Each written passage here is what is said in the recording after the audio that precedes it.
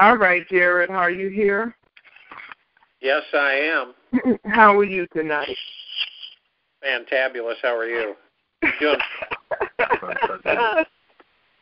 Fantabulous. That's a good word. Okay. So I've already let them know that they're going to do a open mic with Jared tonight. So thank you so much. I've already prayed in, so you can go ahead and get started. People are just giving me their blessings. Oh, good. Good. Mm-hmm. You got a lot of good energy coming your way, so you should be as good as new in a few days. Yes, indeed. Yes, indeed. Okay, everyone, Jared is available for you. Jared, you can go ahead and get started. That would be great. Okay. Want to just give everybody a heads up to let them know to be careful with a lot of the information flying around out there with the monetary shift on the planet. There's a lot of strange things happening going on, a lot of rumors, a lot of things that people are getting confused about. And I'll give you this. About 90% of it is not on the mark. So you just have to use your discernment and your feelings on how you're feeling about what you hear. And, like I do on the meditations, you got to remember that this whole thing is in the hands of humanity.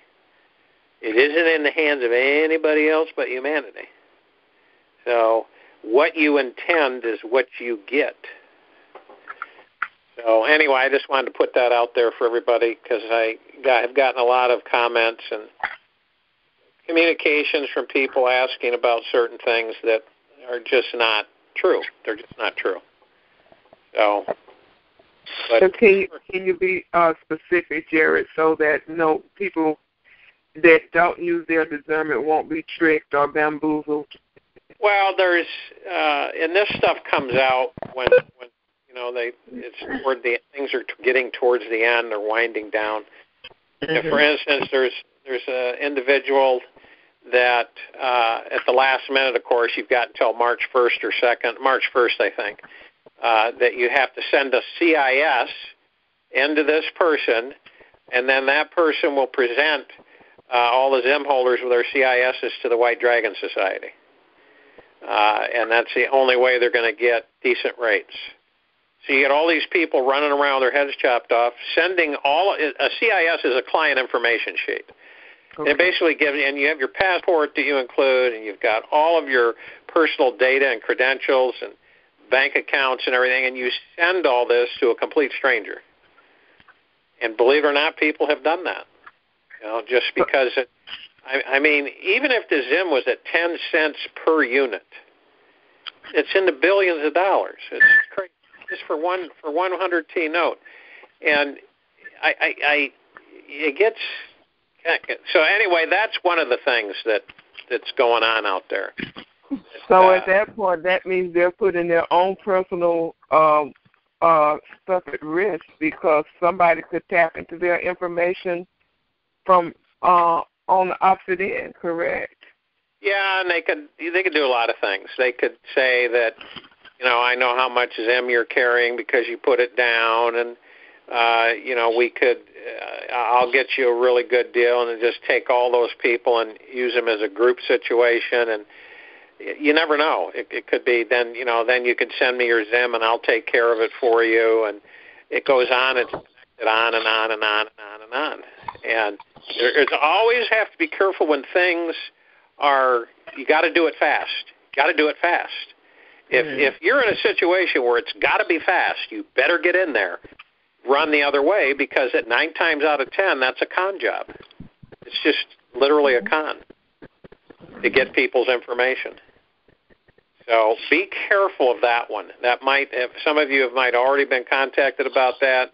Someone has spread it around that this one individual is going to go to the White Dragon Society and get approval on all of these people with their CISs in there. All of their personal information to a complete stranger without being able to do their own due diligence, without them being able to check this person that's claiming that's going to do all this stuff for them.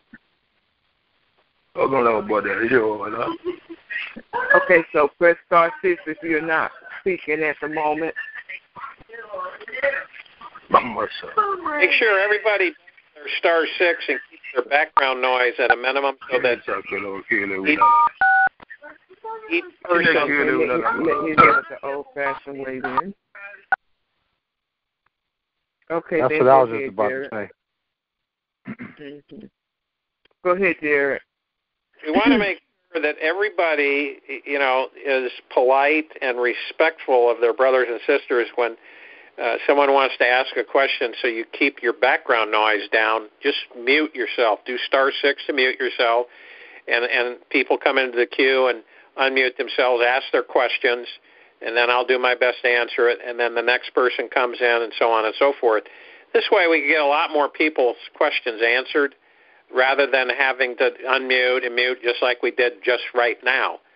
So again, if you have background noise and you can't get rid of it, just push star 6, which will mute you out, which will get rid of the background noise, and allow other people to come in and unmute themselves and ask their questions and then mute themselves. So when you're done with the question, I've answered it, then mute yourself out again and let the next person come in, and let's see if we can do that nicely and respectfully. So, first question. Okay, so let's give that a try.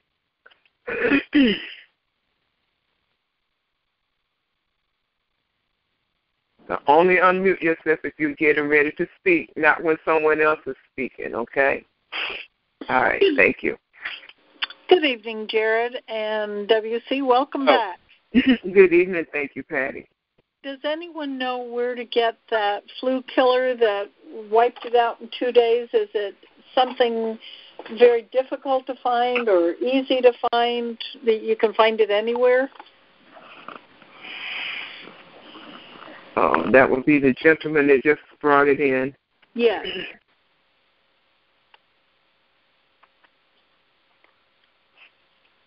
Okay. I just Googled it. Yeah, Jane Barlow.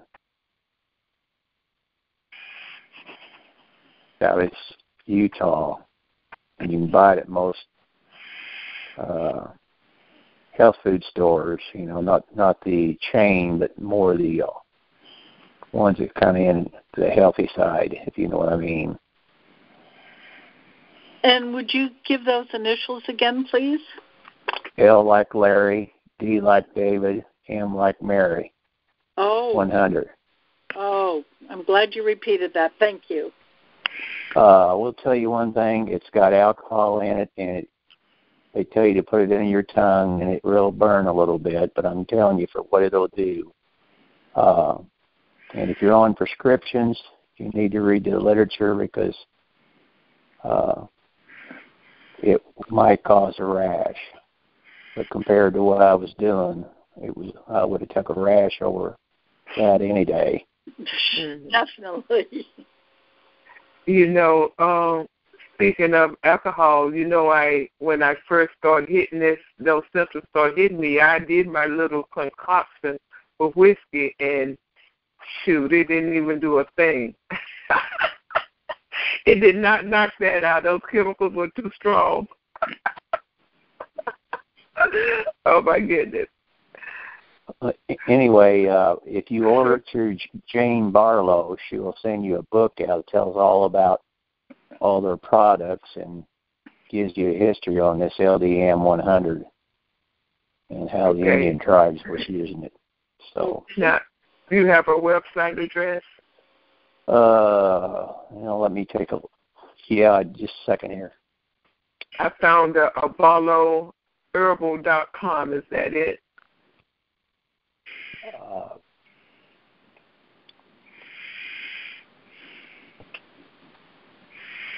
Yeah, it's barlowherbal.com. You're right. Okay. And there's some other places you can get it, but really, if you buy a 4 or 8 ounce bottle, well, you pretty well, they got a better price you can find about everywhere else.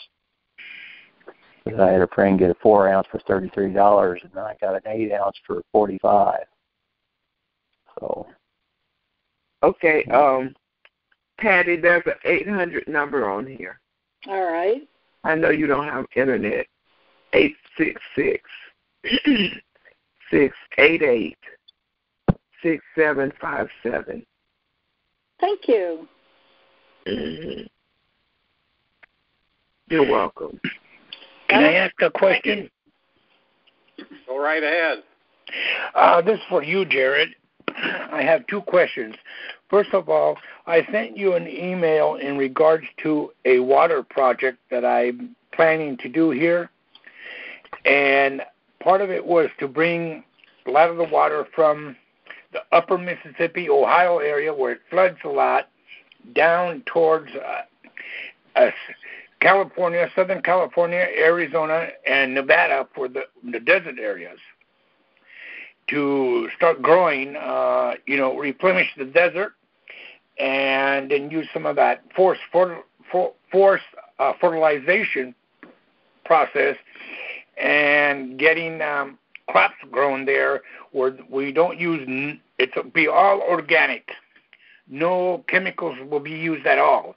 And then we rotate the crops so that every every third year, nothing's grown on it. And then we just rotate that. And I was waiting for your response on that. If you could look up at that email in response to me, I'd greatly appreciate that. I want more details. You might want to send it again because I get hundreds of emails a day. Okay, what subject line do you want me to put on there so you can see it? Just put water project? What the organic water project? All right. Okay, I'll do that. My next question was I sent you an email in regards to the obsidian and amber stones. Can I put them together as far as in a bracelet? Yeah. I was going to put the obsidian and make a bracelet because on my right hand, that's where I get that cell phone all the time. Absolutely. And then I was going to put some amber stones in there as well. I didn't know if I could mix them. Oh, yeah. No problem. Okay. Those were my questions. Right. And I'll be sending you that, and I'll put, what was that you wanted in the subject line again? I'm going to write it down. Organic water project. Organic water project. Okay. I'll resend it to you. Right. Thank you. You're welcome. Yes, Jared. Yeah. Question. I heard you say just a minute ago that $100 trillion note for 10 cents is $1 billion. Well,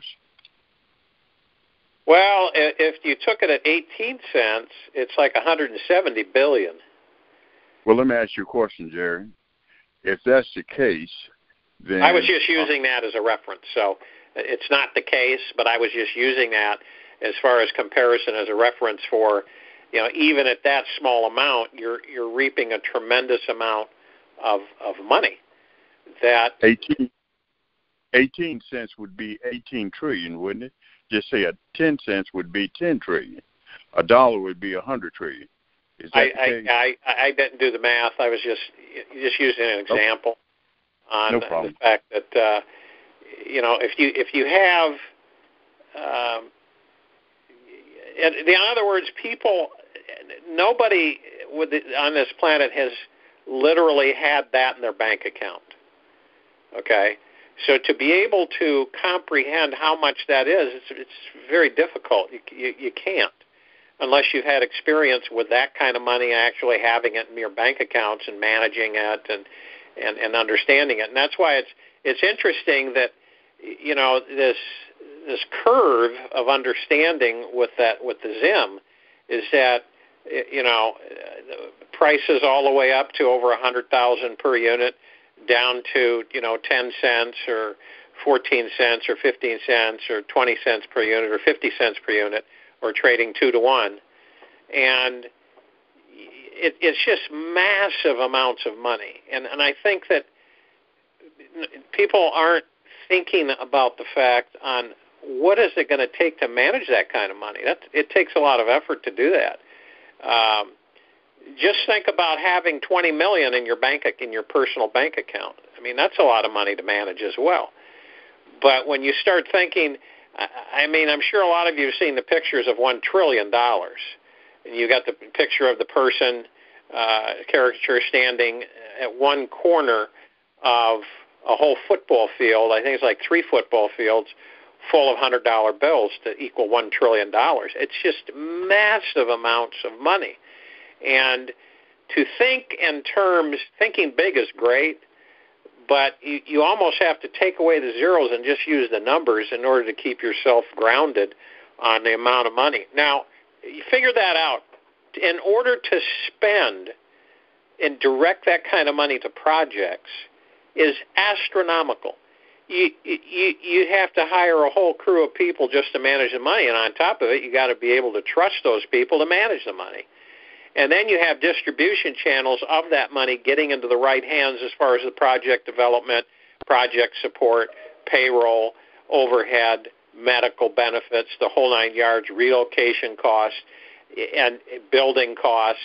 And to just even to go through a fact, I don't know, and I've seen thousands of projects on paper, and I don't know one of them yet that comes close to $1 trillion for one particular project, because there really hasn't been that kind of money spent on a project yet on planet Earth.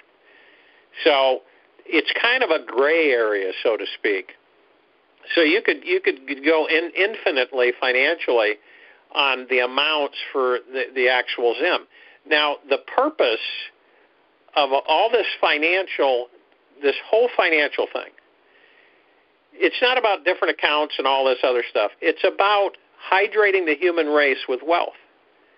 And I've said this, and it bears repeating, is that you get so much wealth out there into the hands of the people, and eventually it's not a big deal. Yeah, there's some hiccups in the beginning, and there's some negatives that are a problem that to be ironed out. But after the smoke clears and everything settles down and stuff, you got people getting used to money because everybody has it. Now, when you think about that philosophy and that theory, because that's what it is, because no one's ever done that before with the human race, but you're bringing the human race out of slavery. And that's what's happening here with the event. The human race is so conditioned that they believe that they have to earn a living. They have to earn the right to live. That's absolutely, that's just asinine, that the human race has been treated that way. And it irritates me at times, and I have to calm myself because it's unfair. It's just not right. That forever, the human race has been treated as slaves. So they've been taught lies, tremendous amount of lies, and it's just like George Washington is our first president. No, they had 8 one-year interim presidents before George Washington, who did a lot of wonderful things for our country, and in the history books you won't find that anywhere. That's just one example. And then when you look at all of this stuff that has transpired just in this country, it is amazing the stuff that's gone on.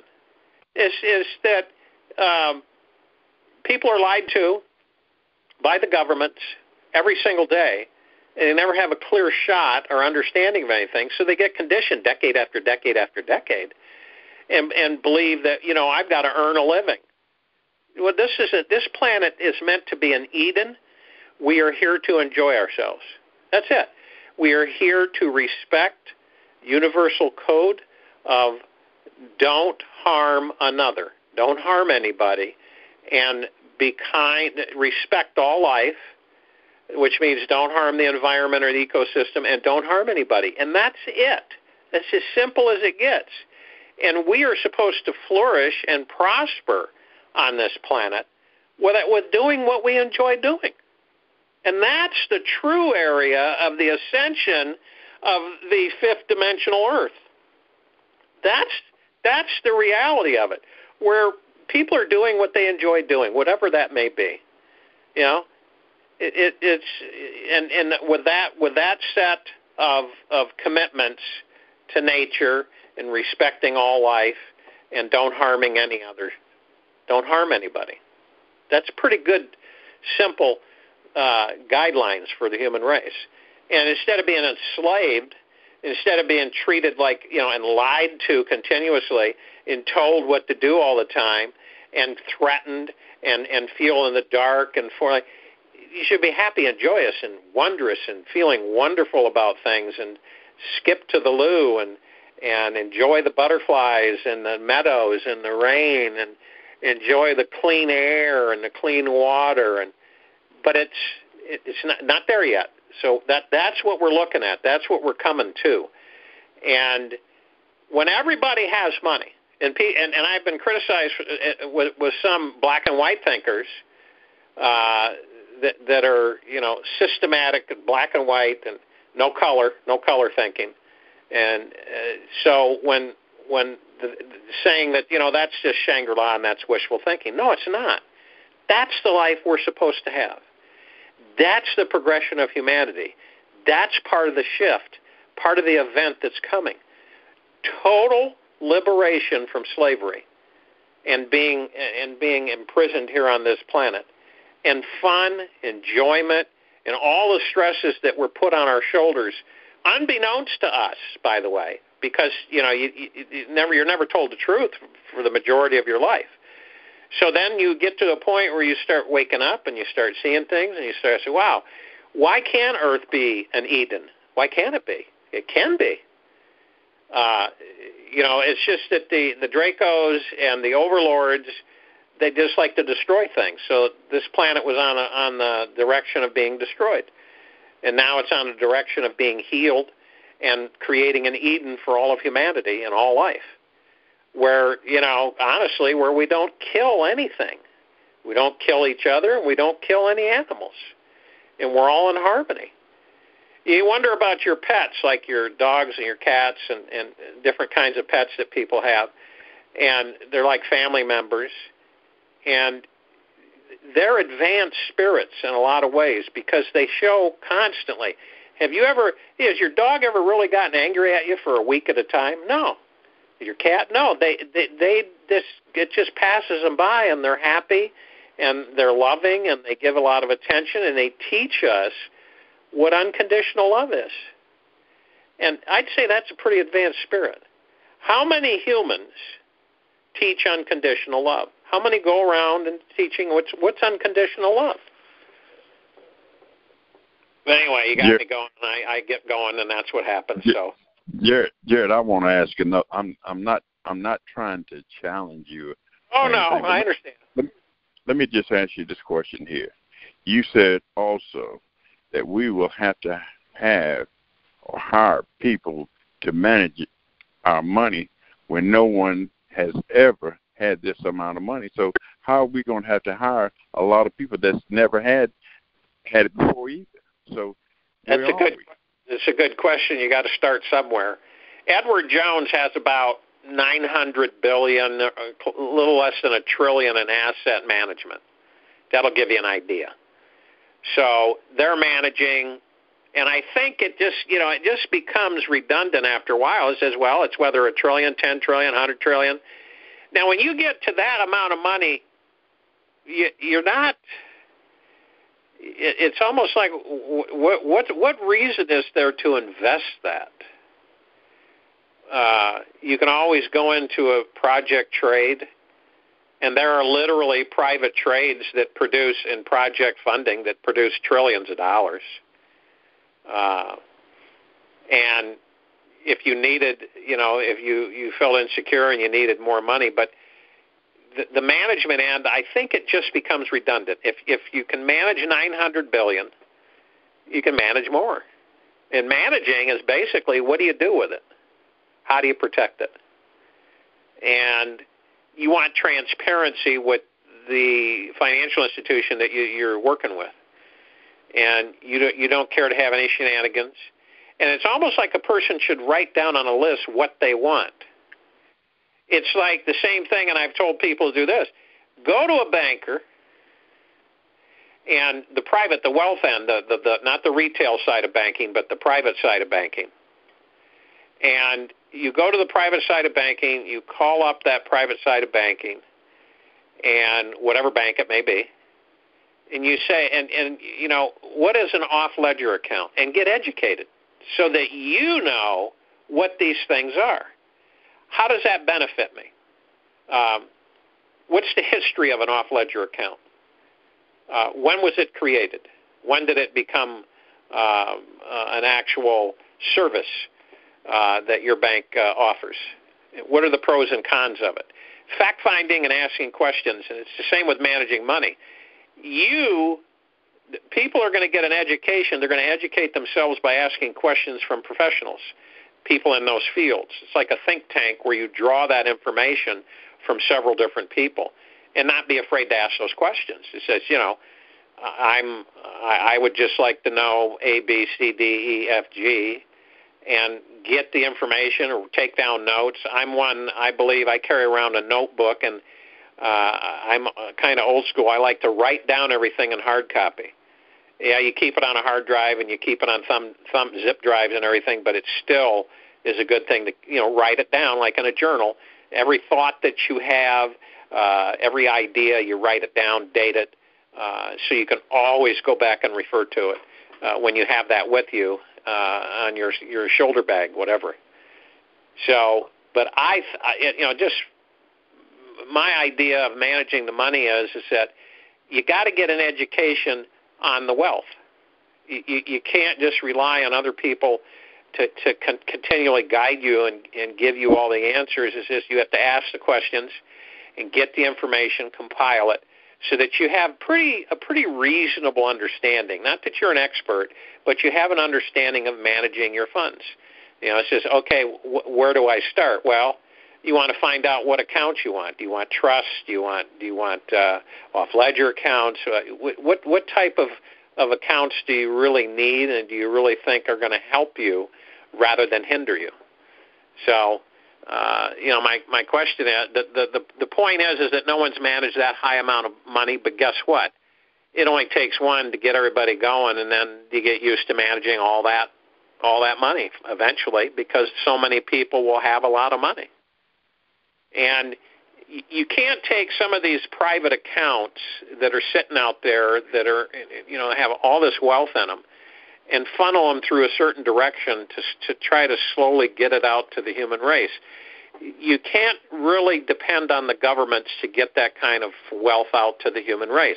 You have to, I've said this before, you have to get it out through a vehicle, some kind of a vehicle that you can use as a tool to disperse and circulate large amounts of wealth.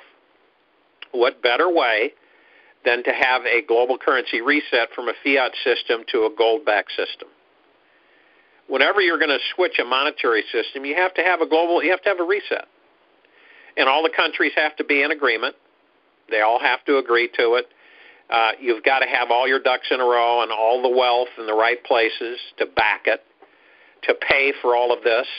Where's all the money coming from? There's more wealth on this planet. There's more stashed and hidden wealth on planet Earth. It's infinity. It really is infinity. And to talk about, you know, giving millions here and millions there is just crazy.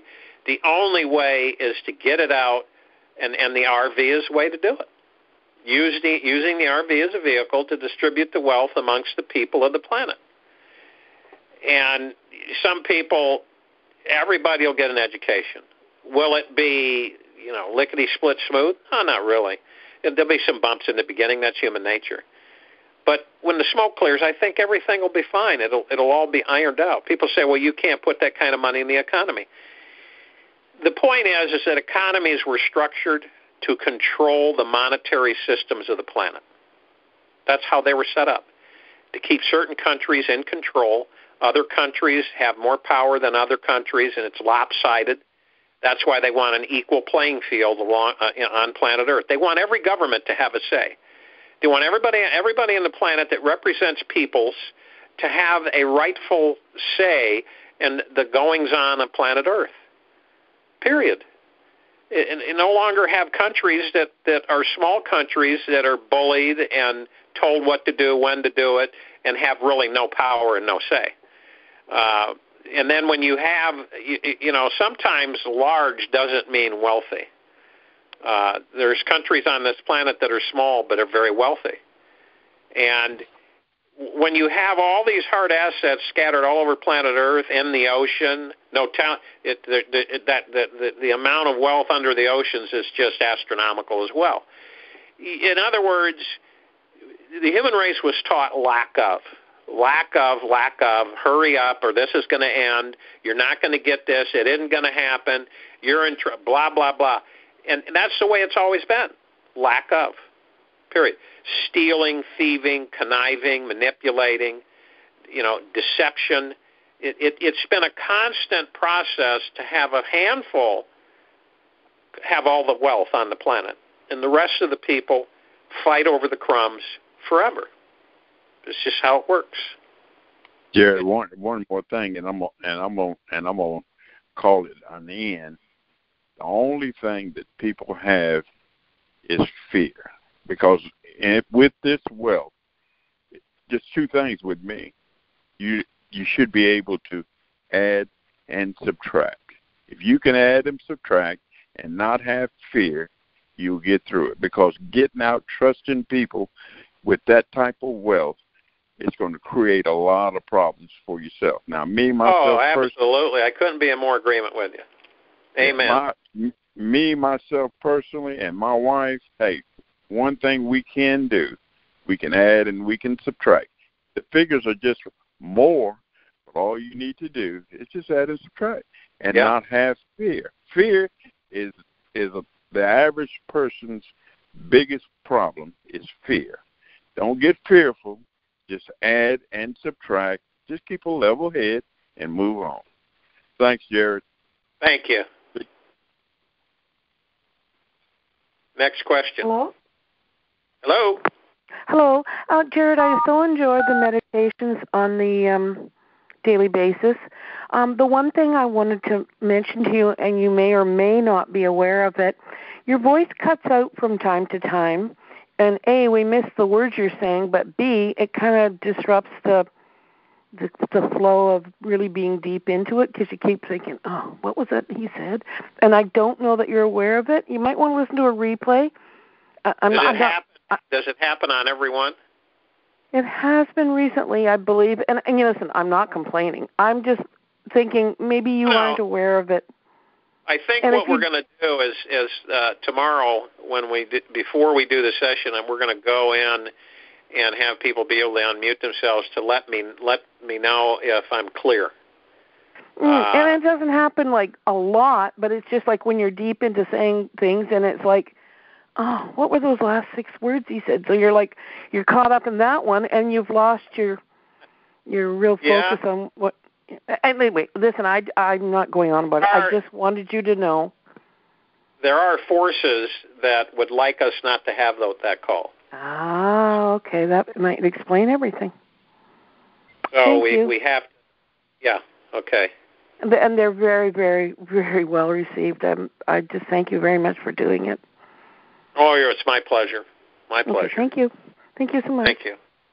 Thank you. Jared, I've got a question for you real quick. Sure.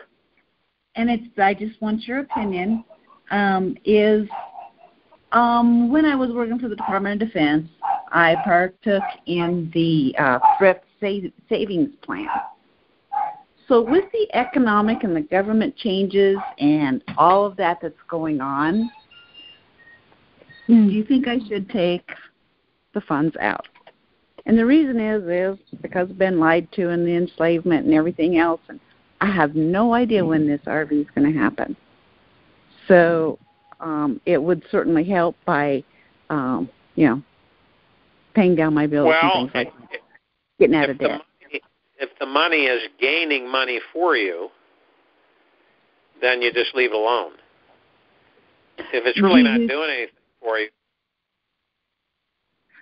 With our government and the things and the economic status and the crashes and everything else, do you think it's going to affect those retirement funds, those that savings plan that is through the government?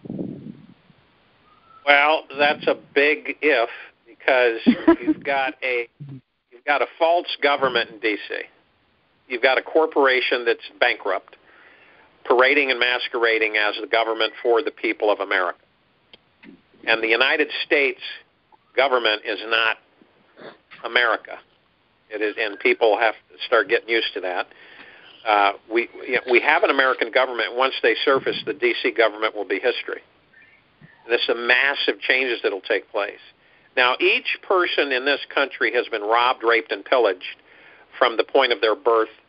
It goes on every day, constantly, without their knowledge, without their basically without acknowledgement or without approval or anything. So there has to be a repatriation of funds to the people, and that's going to happen as well. You're already seeing some countries that pay their citizens a monthly amount of money. For instance, Sweden is one of them. There's Sweden's one of the happiest countries on the planet. Yeah. Because there's no poverty. Okay, so with your money and where it's at, your money is parked with a corporation that's bankrupt. Yes. So, I mean, that's the truth. That's what you're looking at. Now, if you went to a financial advisor, which I am not, but if you went to a financial advisor and you said, "Well, should I keep my money in a corporation that's bankrupt and doesn't have any money, and I've got my money invested in that entity, or should I take it out?" Period. Take it out and pay off all my debt. I'd be debt-free. You could take it out and pay off all your debt, or wait a little bit longer for your debt is all gone anyway. So that's a crucial element is that, or do you take it and just put it under your mattress like they did years ago in America, where people didn't trust the banks after the Great Depression, so they put their money under their mattresses, hid it in their houses, had little cubbies and hiding areas where they hid their money. My grandparents did that. Yeah, because they didn't trust the banks. They felt that having the money in their possession was the best control ever, and that's pretty much true today as well.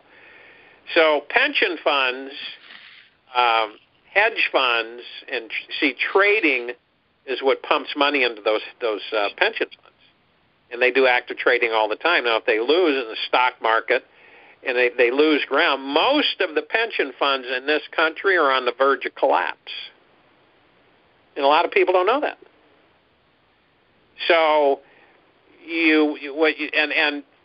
because there's the shift, which is everything's going to change with the shift, with the event, because no one will be in debt. It's all going to be eliminated. There's no way it can go with us. Let's put it that way. There's no way it can go with us into the new paradigm. It's part of the third dimensional goop, and it's got to be eliminated. So all of your debt will be eliminated. Everybody's debt's going to be eliminated. This is a huge event. This is a huge liberation for humanity. It's total freedom from financial slavery. Total freedom, period. And the truth being revealed and exposed on top of it.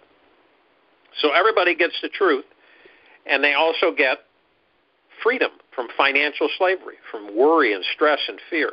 Just like the previous gentleman. Fear, I think, is one of the most despicable things that can control us, that we allow to control us. It's crazy. So I think if you went to a real honest financial advisor, they'd probably say, take it and stick it in your mattress. Wait until things, blow over and the financial shift has happened and everybody's free of debt burden, financial debt. I think that, another transition, like with the money, is that some people have said, like you, well, all my money is in Federal Reserve dollars, so when we shift to the new currency on the gold-backed system, how are they going to do that? Well, it'd be one for one. You just take your Fed dollars in, and then they'll say, They may even be like, what's this? Well, that's the new currency that we have. It's gold-backed currency. And what do the American people want? They want to make sure that it's secure and that it'll buy things like the old Fed dollars would. Once they believe that that's the case, then they're not going to worry. It's not going to be a big deal. You guys are all awake, say. So when I talk about the rest of the American people, in that direction, they aren't that awake. They aren't aware. So they just walk into a bank and all of a sudden they've got new currency as long as they know it's going to buy and it's not going to shift anything. The old system has to collapse. You can't blend the old system in with the new. It's got to be totally separated, and it's got to be collapsed. So I'm sure you're aware of that. But as far now, I wouldn't feel comfortable if I had that money sitting in like you have. I would probably invest it in gold and silver. Is what I would do. Okay. I would get a good gold broker, and I wouldn't do it on third parties where they give you a certificate and they've got it locked up somewhere and they're keeping it for you. Numismatic gold, like coins and stuff like that, is what people should buy. I actually came from a family of gold miners, panning gold and mining gold. Wow. Yeah.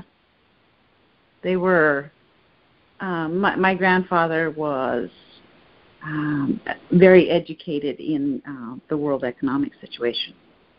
Wow. And learned a lot from that, and I truly know the value of gold. But I think that you answered my question. It's, I have an education. I understand. I totally support everything, that you say and you explain. And that's just a question that I just couldn't answer for myself. I couldn't find a way to answer it, and because there's no guarantees with the collapse of the government if these funds are going to be secure, if they're going to be okay. And even though money's going away, I still, at the moment, I have no guarantees on anything. You don't. Right now, until this RV goes through. So you're absolutely right. You have no guarantees. None. It's like, it's like the crap. You throw the dice and roll the dice. You don't know. Nope. Should I or shouldn't I? There is one constant, and anybody knows this, and you know it too. I could take it, invest it in gold, and have a bunch of gold. I know one thing. I control the gold. I own the gold. So if anything happens, I got the gold. That's a constant. That's a guarantee right there. Right? Yes. We have a monetary system that's shifting to a gold standard across the planet. That's even better. So if you buy gold today, gold could go to 10,000, 15,000, 20,000, 30,000, 40,000, 50,000 an ounce before this is all said and done. It's very possible that could happen. That's and great. So, gold for the human race, because at one time we mined it for our masters.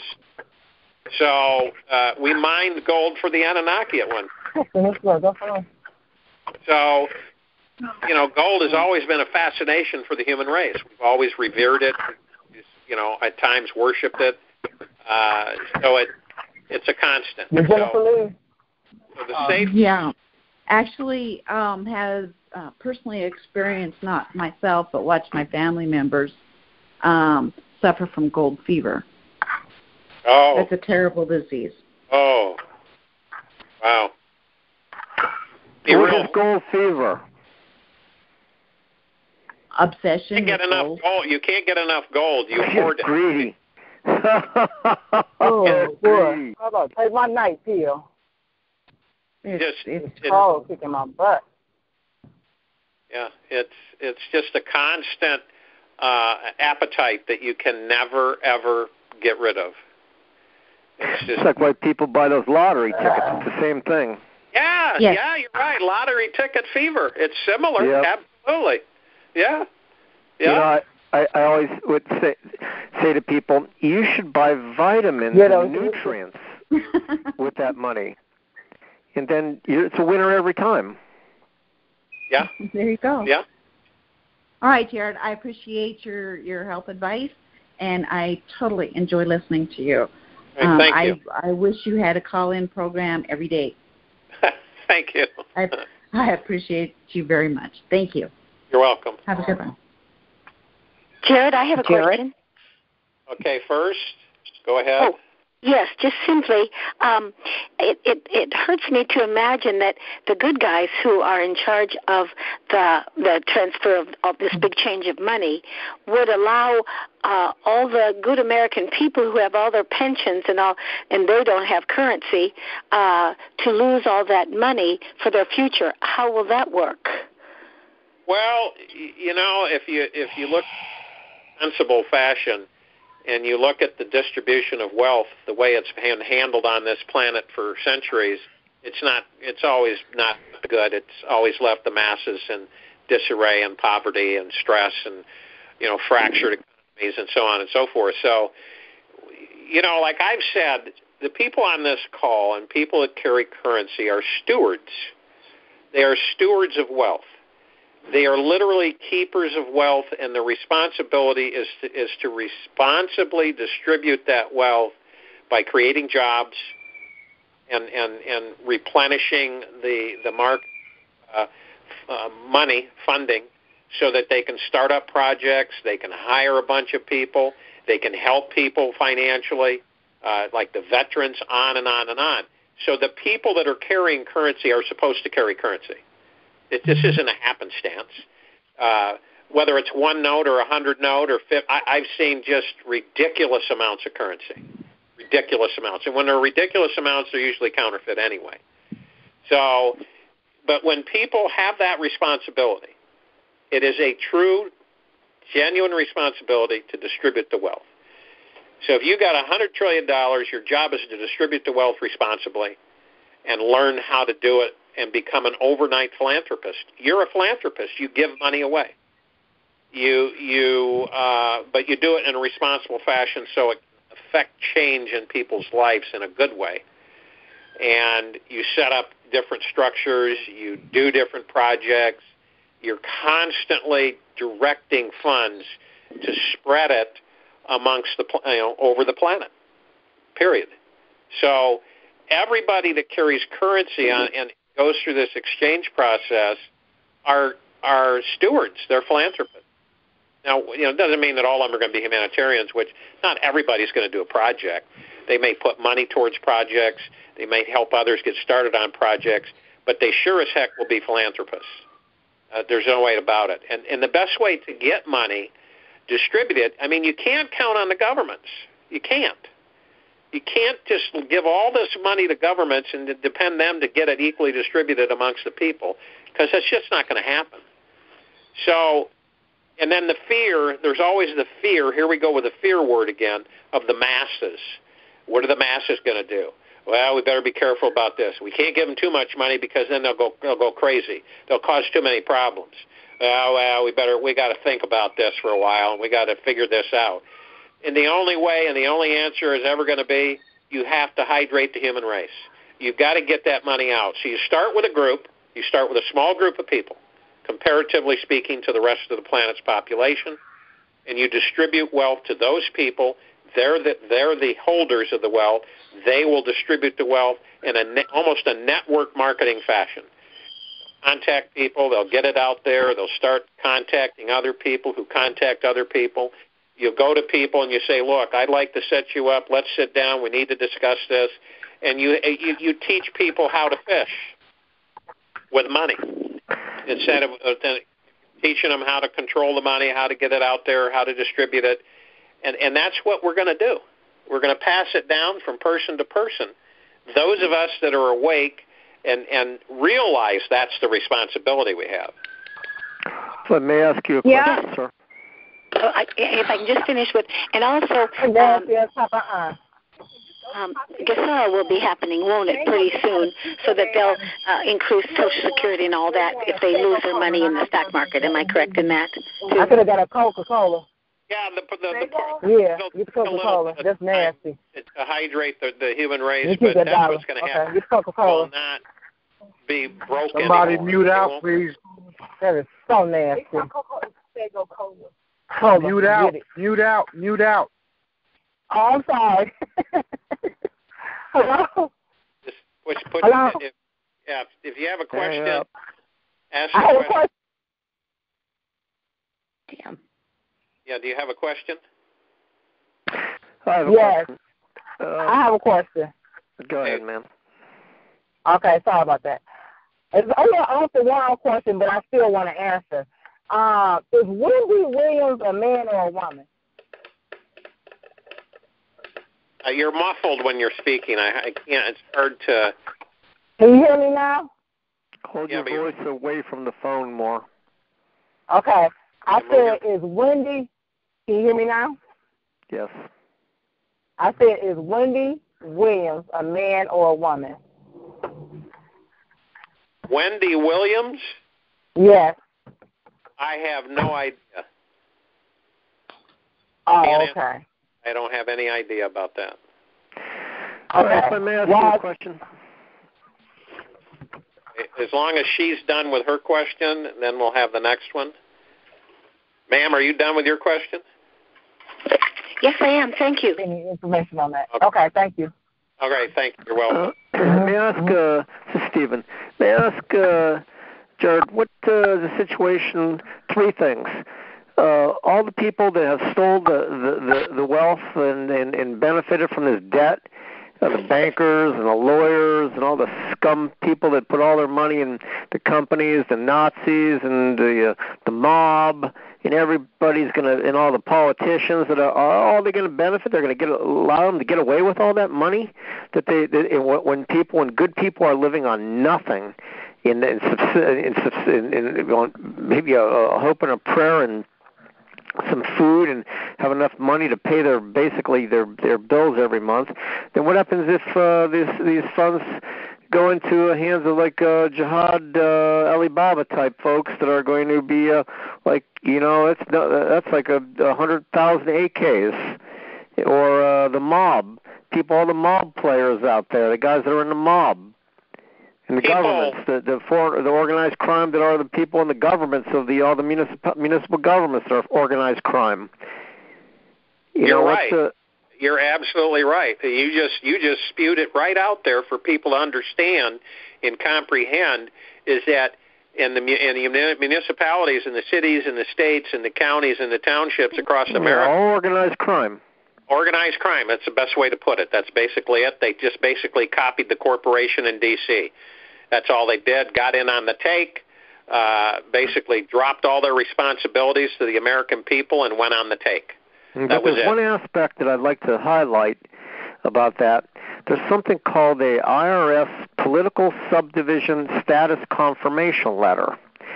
And all these municipalities, whether it's a county or a borough or a city, they all are alleging that they're the government. The problem is, it's mandatory when you go to your local government entity and ask them to demand an IRS Political Subdivision Confirmation Letter.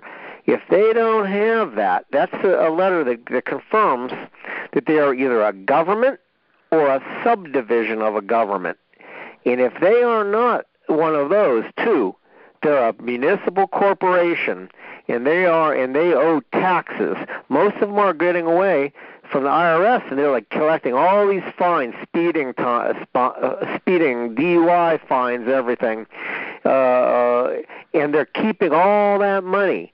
But if they don't have that letter, that IRS Political Subdivision Confirmation, the Status Confirmation Letter, they owe all those taxes, just like Al Capone. Oh. They owe the they're not even a government, and they have no like you go to the local court, the judges or the magistrates, they're not even magistrates or judges. They're administrators, and they're not even the government if they don't have that letter. And almost all of them do not have that, cannot provide you a copy of that letter. So they're collecting all that money. They're committing fraud. That means they have no police powers or no law enforcement police or no judicial powers. Everybody that's on the the take in this country is against the people. So that's the mob. That's organized crime. Well, in a way, yeah, it's the mob. Yeah, it's part of the it's part of the corporations that have gotten in on the take for so many decades against the American people. How much can we rob and rape and pillage them without them getting upset and coming after us? Yeah, so what one could do is, I believe there's a finder's fee. It's a bounty hunter fee for when you identify to the IRS people that owe money, you get a fraction of that money, maybe 25% of it. Can you imagine what the take of that would be on Chicago or New York, getting 25% of all the money and taxes they didn't pay before they go to jail? What do you think the American people would like to do once they find out that the Internal Revenue Service is a foreign agency? It's a privately operated corporation that has been drawing money from the American people illegally because it's a voluntary system, and it was never a forced, mandatory giving of money. What does that have to do with Wendy Williams' ass? Oh, I have no idea. Okay. I have no idea. Okay, that was just a trick question. Thank you. That was a correct answer. Yeah, okay. Next question. Mr. Rand. Yes. When do you think they'll roll out the 6,000 inventions they're suppressing from us? They must come out as soon as possible. Well, you got all this timing with the event and the money and the inventions and all the technologies. Most of them are here on Earth, and people are getting ready to start announcing. You should start seeing some smatterings of people announcing, look at this is a technology. And a lot of these technologies came out of the 1940s, and they were suppressed. So they're going to just let them go, take them off the shelf, give them to certain people. And some people are going to be smart enough that have been following the free energy system for so long and have collected blueprints and different information quietly, and they're getting ready to. They can come out in the open and they can start getting these things in the eye of the people, so that the people start acknowledging them that these are real. These aren't some kind of ripoff. And then they can start manufacturing them. Some now are starting to manufacture behind the scenes of some of these technologies that are very advanced but have been around for a long time and sitting on shelves with the controllers of the planet. So to answer your question, they should start coming out quicker and quicker and quicker here over the course of the next 30 to 60 days. Oh, that's wonderful. Thank you. And then there'll be more and more, and then it'll almost get confusing because there'll be so many different ones that people have invented. A lot of people have invented some wonderful things that humanity could be using and could have been using for a long time. For instance, we shouldn't have any wires anywhere. We shouldn't even have telephone poles. Jared, may I ask, clarify something? What is it? Whenever anybody comes out with a device that's over 90% efficient, we're not even talking about 101% over unity. I mean, it's 90% that they shelve it for national security problems or interests of national security. Is that 90%? I read somewhere it was 90%. Is that true? I mean, you think you would have like a 99% efficient something, But there's things out there 110%, 128, 300%, 400, 600% efficient. You put one part in, you get 5 or 6 parts back, 6 times more back. Well, we should have unlimited energy, free unlimited energy, all across the planet. Doesn't pollute, doesn't take up natural resources, and it's just constant. Period. Solar has been purposely held back for years and years and years. I mean, I think the most efficient panel they have now is 42%. It could be a little bit higher than that, but that's the maximum efficiency of solar panels. And it takes up too much room, and it's too much space, and it is, and then the skies cloud over, and then it loses its efficiency. It's crazy. It's crazy. It's just crazy. Not only skies cloud over, but if you have an array and they're hooked in series, you could have a cloud go over there, and even a couple of those panels that get shaded, it'll stop the entire array from outputting power. It'll bring it down. Yeah, it'll bring it down. It'll disconnect it from the grid because it doesn't have the energy to make all the voltage to output at the right voltage. So it'll take the whole. If you have an array in a field, just part of that field, when those clouds go over, only a couple of those panels need to be shaded to not put any power out of the whole thing in total. If you have total sun. There's units that have been invented that will power with no moving parts at your house forever. Period. Nothing wears out. What's the first? Are they coming out in kits, or are they coming out in whole units? You just buy them on a pallet, or what? For your do-it-yourselfer, they'll have videos on some of them where you'll watch an engineer put it together. Then you'll get with it a list of materials that you go buy and put it together that way. Some people will want to do that because they're good with their hands. Other people will just save money. Yeah, save money. And other people will just, buy it assembled through a manufacturing facility. But the point is to get to the point where is open source all this stuff, and to get away from corporate espionage and hiding and hide and go seek and you can't have this is a secret and you can't have this, and to open source the whole thing so that as many people as possible get the knowledge base and starts building these things. Well, yeah, kind of like the Chinese do it.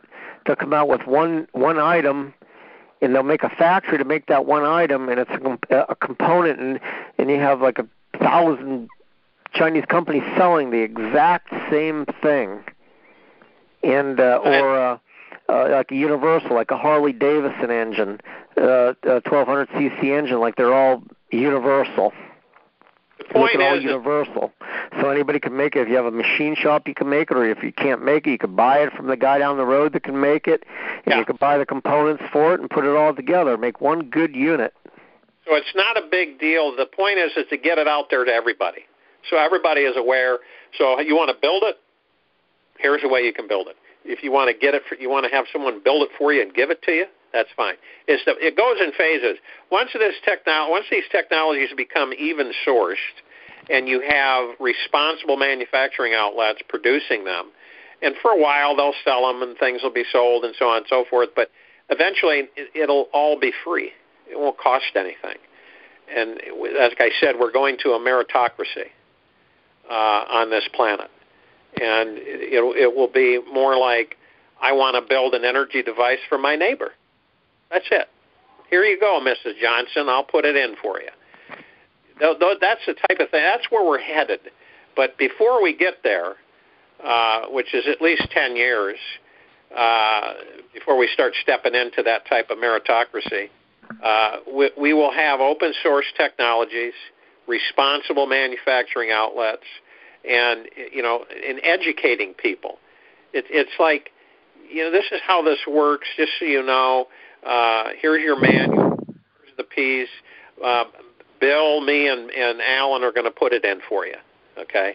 You go down the street and you've got a manufacturing outlet and you're manufacturing free energy devices, and financially you're set. You don't need profit. You don't worry about loss. And, just to give you a scenario, and you go down the street and say, Mrs. Johnson, would you like one of our new free energy devices? We'll install it for you. You won't have to pay for energy or anything. And you'll be self-sustained off the grid on your own with no problems. So we have a storm, no downtime or anything. Would you like that? Sure, fellas, that'd be great. You can go on and install it, period. And trying to give a bird's eye. You know what? Or it's even better than that. For the national security interest of the republic, that every maybe fifth house is required.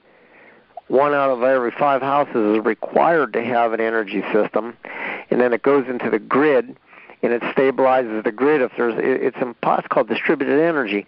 It's impossible to have a power collapse of the system if everybody has distributed energy.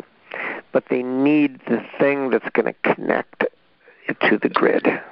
You've got the builders, the doers, the organizers, the planners, and the groups of people that will be inheriting this wealth. And the fact of the matter is those are the people that are going to be responsible as the stewards to set this in motion, to get these things in place, and to get these technologies in a controlled fashion of manufacturing and quality assurance and control, so they're safe for people, and getting them into the homes and making the lives of people easier, less stressful, more enjoyable. And that's the direction of making people's lives enjoyable. And you do that by eliminating the stresses that the human race has had forever. And, you don't have to worry about power anymore. You don't have to worry about conserving anymore. You don't have to worry about any of that stuff anymore. And then as the technologies keep pumping out, you want to get young, then get young. If you just want to grow old and do your stay and leave, then that's your prerogative. That's your choice. I mean, there's going to be the only thing that we have to keep in check is artificial intelligence, because when it gets over an edge, when humanity gets carried away with technology, and we get to the point where we allow technology to take over everything, and that AI becomes self-aware, we're history. The human race will be eradicated by that AI. There's an AI that they don't know where it came from. It has destroyed galaxies and universes. It's totally stripped it of sentient life, of biological life. Because what happens is that this AI comes in and it invades the social structure of the civilization. Civilization starts getting advanced, starts getting more technology. Oh, this is great, isn't this cool, this is neat, and blah, blah, blah, and it keeps going, it keeps getting more advanced. The civilization embraces the AI, and then they start talking about AI and robots and doing this and doing that for you, and doing all the chores and taking away the activity of the civilization. And then the next thing you know, it becomes self-aware because the human race has become so involved with advancing that it becomes self-aware, and it looks at the human race as a biological infestation, and then it eradicates the human race. That's how this AI works, and throughout the galaxy and universes. That's how it works. Jared, they have the drones now, the little drones, and I was looking at, I think it was like some kind of military, I forgot what the heck it was. So some kind of newsletter, or I forgot what it was. Somebody commented, maybe it was on YouTube, and they said they were talking about the drones, and then some lady commented, how do you defend yourself against these little micro drones? And then I think she said like a Mossberg shotgun. Yeah. Yeah. That was it. That was the solution. Yeah. Or, if they come in, a lot of them come in, automatic, shotguns is what you need. To knock them right down. But anyway, I yield my time to the next caller. Hello, while you're talking about energy, what about us folks that have gas or oil for heating? Well, that'll be up to you if you want to keep that, but eventually we'll have the technology where we'll put a device in your home and it'll be powered electrically. Period. So we'd have to change our units eventually then. If you wanted to, that's all. I mean, more efficiently, if you've got a farmhouse where you've got heating oil and that heats your house, you get to a point where you're given a device about the size of a shoebox, and you're told that this shoebox device will power your entire home, heat it, and everything. Then it'll be up to you if you want that or not. So, wouldn't you think it's a good idea, sorry for interrupting, to, there's going to be a transitionary period, a couple of years, 2, 3, 4 years. It's not going to be like, hey, come out next day, next month. Everybody that has their oil burner is going to be updated. Who knows what's going to happen? It might be disruptions. They're trying to start World War III right now. with Japan and Syria and North Korea and all that crap. But wouldn't you think it's a good idea to just give the people fuel, give them oil, give them gas, especially if you're kind of a poor person. Make a provision where everybody gets $2,000-$3,000 of fuel a year instead of a couple of hundred that they're giving from the local assistance now. Give people all the fuel they need. You take it for people without, you give them. You say, you got fuel oil here. I'll pay for the next year of fuel oil for you. Take care of it. It's like I say with people with money, share that money with others. Responsibly, they might hire someone to go do that and not want to. Because people need jobs, like in the job train there, driving the fuel trucks, making the oil burners until things transition. And the source is there's a lot of older homes up north that run on fuel oil. I'm down south, so I run on natural gas, and I prefer it to electric. Yeah, I mean, you can decide that you want to keep your current heating option. That's fine. Because if anything ever happens, like big earthquake, that's it. There's all the oil gets pumped in pipelines; they'll break. And, and if it happens in the wintertime, the north it will freeze to death. Everybody will die if there's ever a big earthquake, because all the fuel goes through pipelines. Well, I guess you could bring it in through a ship too, but it comes from a refinery. Did you know that in the north, if there's not enough pipeline gas capacity to bring, if it gets cold, to bring that gas up, they have to pump that gas 24 hours a day, every day of the year, in the hottest days of the summer, just to get enough of it up into the north into storage to make it through the winter. And if you get an excessively cold winter up north, they'll even run out of those supplies, the stored gas supplies. And then when that happens, the gas power plants out there that are running on gas, natural gas instead of coal, because they're closing all the coal power plants down because of emissions, that could put the nation into darkness.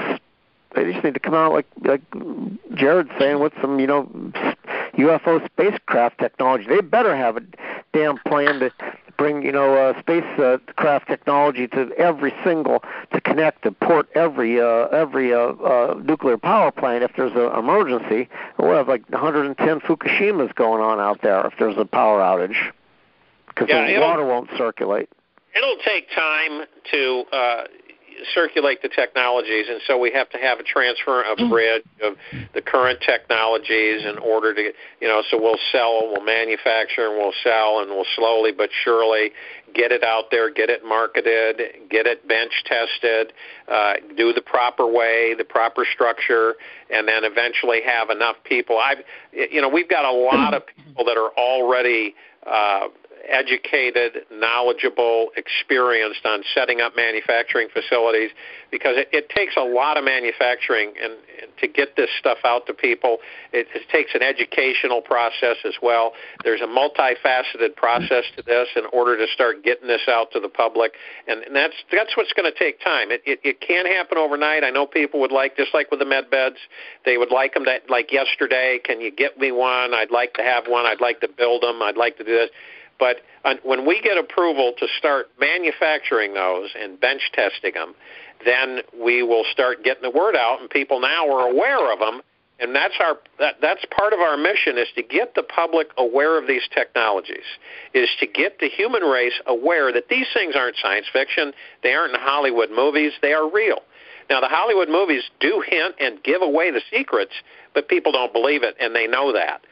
So they say, well, you don't look at that. That's never. We don't have the technology. No, not on Earth you don't, but elsewhere they do. And a lot of this technology did not come from planet Earth. And when you have over 1,000 species and civilizations running through our solar system on a daily basis, with all kinds of propulsion systems and ships and technologies, they trade technologies basically on a daily basis. They don't use money. And so Earth the planet Earth has been like a prison. And that's what you do. And you keep the people activated, happy, and you give them 50-year-old technology, and they think it's brand new. And you just keep them happy and entertained and their attention diverted, and control them. You got the wardens that run the planetary prison system, and those are the different governments, basically. They're overseen or used to be overseen by, off-worlders that controlled them and dictated to them what to do, how to do it, where to do it, when to do it. And they were on a, collision course of self-destruction for the planet and everybody on it. We're not on that anymore. So these technologies, one of our purposes is to get the knowledge out to people and get the awareness out so that people start becoming more and more aware, more and more accepting that these technologies are real. They're going to be presented to you. They're going to be available to you. So it gives a good amount of faith people have now that we have med beds that will heal you, that will reverse your damage, that will do all kinds of good things, reverse your aging process. You won't have sicknesses. You won't have worry about getting old and decrepit anymore. There's a lot of things that are coming, but we have to get it out there. We have to get the word out, and that's what we've been doing, and not only me, but other people have been doing it as well. And we will continue to do so because the human race has a right to have that technology. There's a better way. You're right. I'm always open for a better way. You got it. Jared? Hello. Hold on. Was the lady finished?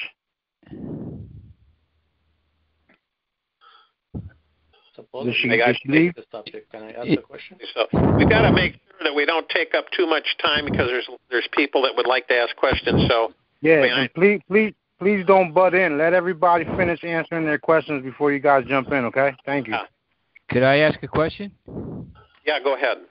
Jared, really a pleasure to talk to you. I just have to preface this. I just had a kiting accident today. I broke a rib.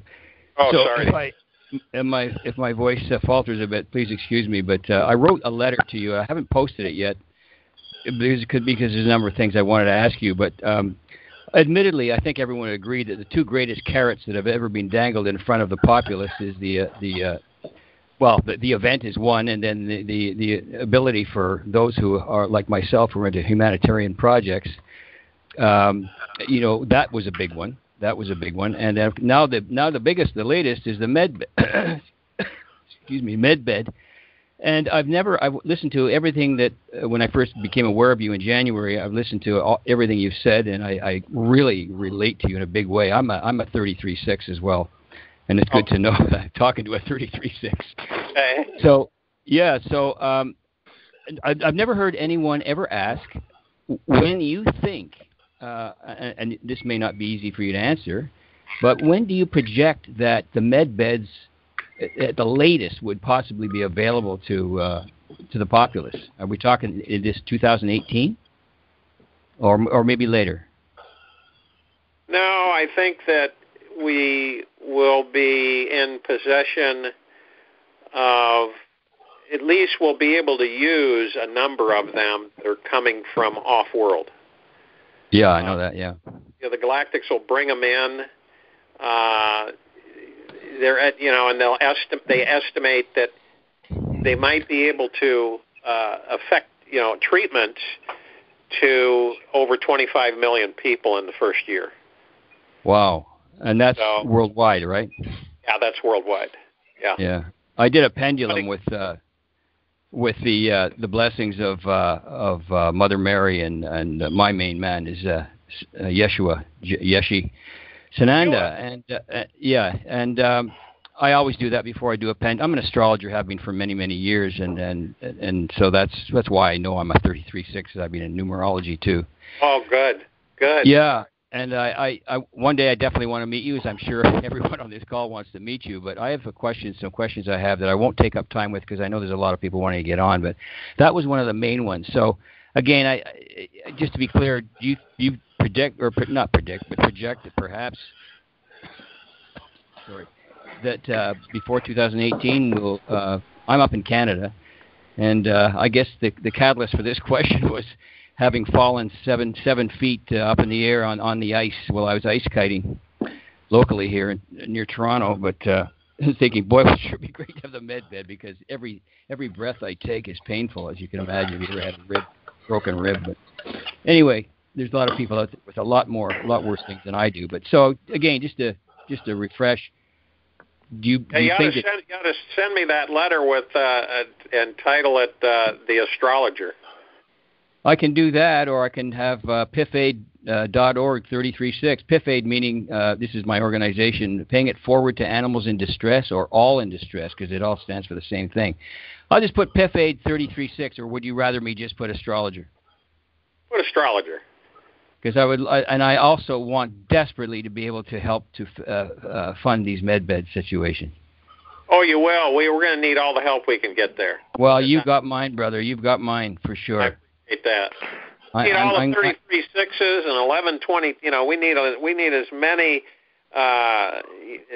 divinely adjusted people as we could possibly get a hold of, and anybody that can help, because the biggest problem we're going to have is finding enough people to fulfill the jobs responsibilities. I mean, I'll put it this way: for the first time in the history of planet Earth, there will not be a scarcity of jobs. There will be so many; it will be astronomical, and the requirements and the needs will be. We will set up vocational training centers. We will set up, engineers that will have a shadow with them all the time, learning. I mean, every engineer, every R&D scientist, everybody will have a shadow, a person, so they can learn and train and teach and so on and so forth. In other words, we've got a factory with a 3-shift operation of 300 employees doing 24/7, and a lot of them have shadows. They've got people in there learning, because these are people that want to learn. These aren't people that, and nobody will be without this. This is just, it's so exciting, because this is why we're here. It's why you're here. It's why I'm here. It's why Marty's here. It's why Fisher's here. It's why everybody's here. We're here to do this thing. We're ready to rock and roll. Yeah, I hear you, brother. I was so when you, I think it was 2 weeks ago, you were answering a call, and you said, I'm a 33-6, if that tells you anything. And I just, my heart just melted, brother, because, and two of the people on my team for my animals, paying it for, I talked to Smarty about this a week ago. He may not remember, but looking to find groups that I have not found one group, and since I began this in May, putting my plan together, who's talked about anything but infrastructure and, wonderful things, water, food, education, land, you name it. But no one that I've been able to get a handle on who I can work with, instead of overlapping with rescue groups that would be saying, oh, no, we haven't received any money yet, but you don't know that. So I just want to make sure that the people that I can get hold of, however it can happen, we work together to see who has contacted whom, or before that, when the finances happen, we can say to each other, well, listen, I have a list of 1,700 names right now of organizations across the planet, farm animals, wildlife, domestic animals. I just have a thing for animals big time, and I want to be able to help them, but I want to be able to work with people so we don't overlap, and we could share our ideas about what we can do to ensure as best as possible that the people that we're contacting will be able to embrace some of our ideas, like having animals with tags or implants or whatever, so they can be found, and all of that. Anyway, I won't go on. Just a pleasure to talk with you. It's network. It's like you have a bunch of people that want to help animals on the planet, and they're from all walks of life. And so we network those groups of people and combine the efforts and unify is going to be. That's it, brother. Yeah. Yeah, is to unify these different. There's a lot of people wanting to do a lot of different things, and that's great. But in order to get them systematically laid out and uniform, is to network those groups, get in touch with them, say, hey, my name is. We have this group, and I understand that you're doing this, and we ought to put our heads together, and we ought to start getting in touch with other groups that have that sincere commitment, that burning desire to help animals. And that's what's going to happen, is to unify. At first, it'll be fractured. It'll be all over the place, people doing different little things here and there, and then eventually everybody will start coming together. I think that eventually the human race is going to come together, and everybody's going to unify for the most part. and we're going to get a lot accomplished. A lot of things will happen. A lot of things to help us accomplish things with the new technologies flooding in. Right. Busy. It'll be the greatest blessing for me will be able to find a way of being able to source these other individuals like-minded like myself who want to do this. Yeah. And we put our heads together, but to find out who they are and where they are is the challenge. And this is what we'll do is we'll have a master hub that will get information out for people who are categorized, literally have categorized themselves by saying, I want to work with animals, I want to do this, I want to do that, or I want to work with the elderly, or I want to work with the veterans, and I've got this in mind. And so once we do that, we can interconnect other groups. Once we've literally categorized people as we come across them, then we can connect other people. Say, here's a list of people that are working on these areas just like you. We have a little dossier in each one of them. Take this information and start contacting them and see if you guys can't get together and start building a larger pattern of success with animals. Exactly. Yeah. And one last quick little thing, animal related. I think that everyone would be fascinated about this. We're talking about doing no harm, and there'll be no need for meat, for animals, providing meat and the amount of land it takes. My curiosity went into this, and I think everyone would be interested in this. What about harm done to innocents, say by a shark that they're not out to hurt. They just do what they do. And lions and prey animals and things like that. Is that going to change with the shift, Jared? Do you think? I think eventually, obviously not overnight, I think eventually you'll see that animals and humanity, once animals understand that, some animals understand that man's not for eating, it's not to eat them, and they're not going to be harming them. Once they detect that man is not going to harm them, a understanding will come across the animal life on planet Earth, and you'll live in harmony with the animals. You'll be able to walk out in the field, be a bunch of lions, and they'll just look at you like anything else. No big deal. They won't look at you as prey. They'll respect you.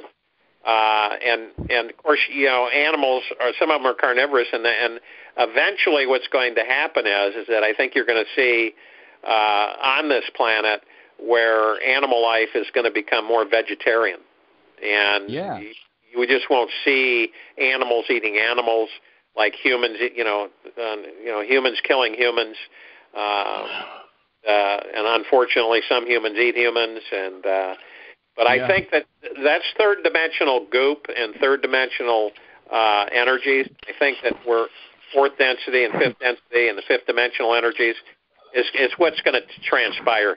All this is going to change. I don't think people realize the massive shift that we are currently involved with because they don't see it. They don't see it. It's not like bang. It's just going to come. And all of a sudden, that's why you got so many people running around crazy that they can't hide their crimes anymore. They can't keep it from the people. The people are just getting eye-openers every day going, holy cow, are you kidding me? Yeah. And it's going to continue to grow. It's going to continue to expose itself. The crooks, the criminals, not be able to function. Just like the other fellow said, we've got all these mafioso, organized crime organizations. They'll all be put down. They'll all be put down. Yeah, Vatican included. The Vatican included. Yeah, they're all going to be eliminated. They can't operate. They can't function. No, I know. But they're in the place of the government. They're acting as they are the government. Well, sure. Yeah. But governments and more people find this out and start getting an education, which is where it all begins. If the people are ignorant to what's going on, they're not going to be able to stop it. So what will happen is that they get an education, they start getting eye-openers, they start having learning centers, and learning centers start teaching them, look, all of your municipal operations are illegal. We need to shut them all down. We need to get our general assemblies together. We need to start reinstating our unincorporated counties and law of the land and magistrates and retraining lawyers that still want to practice. They want to practice common law in this country instead of law of the sea. Admiralty law is out of our country. We're going to kick it out. It could happen fast. you give the bill to the people in the county, they can't pay their tax bill for the last 25 years. They all go to jail. Judges. And what'll happen is that all of this tax is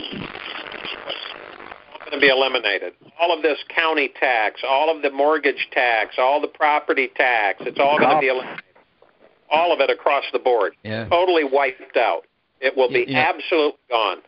Yeah, speaking of common law too, I had an incident where I was accused of parking in a no parking zone, like for handicap, and it was not clearly marked at all. Anyway, I went to court and I didn't go through the wooden gate, and I told the judge, I said, no, I'm not this person. I'm not a straw man. And as soon as I said that, the judge just smiled and said, case dismissed. It was amazing. They wanted to fine me $500 for nothing that I would ever do, you know. You know what I mean? That goes back to ignorance is evil, knowledge is power. Yeah. May I ask a question?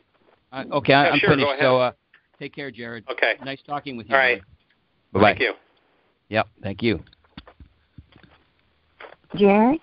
Yes. May I ask a question? Sure. Well, first off, let me say it's nice to have Dr. W.C. back and well. My question is, I live in Louisiana, and I have several humanitarian projects. The largest is to start a hospital along with a research facility. They have state here in Louisiana, they've defunded all the psychiatric assistance to the poor. And that's what the hospital will be about.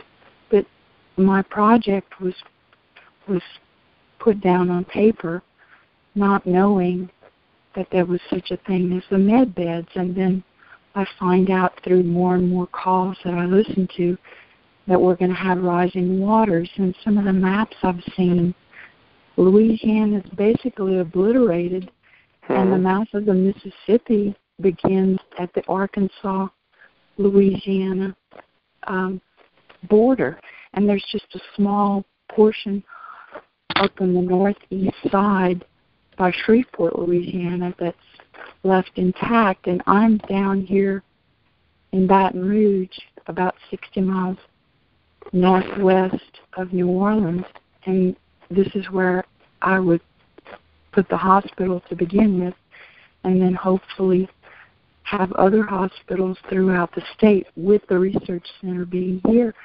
But my purpose for asking you is that when I go in and present this to them, they'll say, fine. Well, I get started, and then they'll say 3 years later, the water rises. All of the work is underwater now. What do I do? Well, you can plan accordingly and maybe locate the hospital in a higher grounded area that's not going to be affected by the waters. In Louisiana, there is no high ground. Or abstain until the rising waters have come and gone. Well, the gentleman prior to my interrupting me had a project regarding pets, and that's on the list of humanitarian projects that I have. But I didn't want to start with that. I wanted to start with helping people that are in need of psychiatric care. They arrest them and put these people in jail. Jerry, they need help. They don't need jail. Yeah, I know. Yeah. They need nutrients, a lot of them. So what do I do? 90% of the people in the prisons in America should not be in the prison. 90% should not be in the prison. That's a large amount. And so, it's a dilemma because, see, this is part of the problems that because you guys are the minority. You're not the majority, unfortunately. Right. So those that are awake are the minority. So that means that their workloads are going to be huge in a lot of different directions because the The job is to wake up the rest of the population in a way so they're not too shocked, but shocked, so to assist us to clean up this country and to clean up this planet. And it's in all facets, in all areas. I mean, we've got all this corruption in America. The American people's vacation from having to participate in their own country is over. It really is over.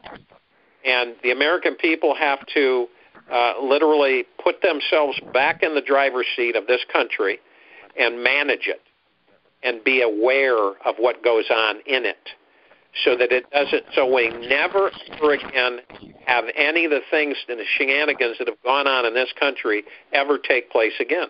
All the crime and the corruption and the thievery and the dishonesty and the misdirection and the misguidance, and we are the controllers of this country. We are in charge. And once the American people begin to realize that, and honestly, without flailing around or anything and saying, wait a minute, I'm the boss here. I'm the boss with the rest of my brothers and sisters in America, and I've got to start getting people together, start helping get this country back on track. And it hasn't been on track for decades.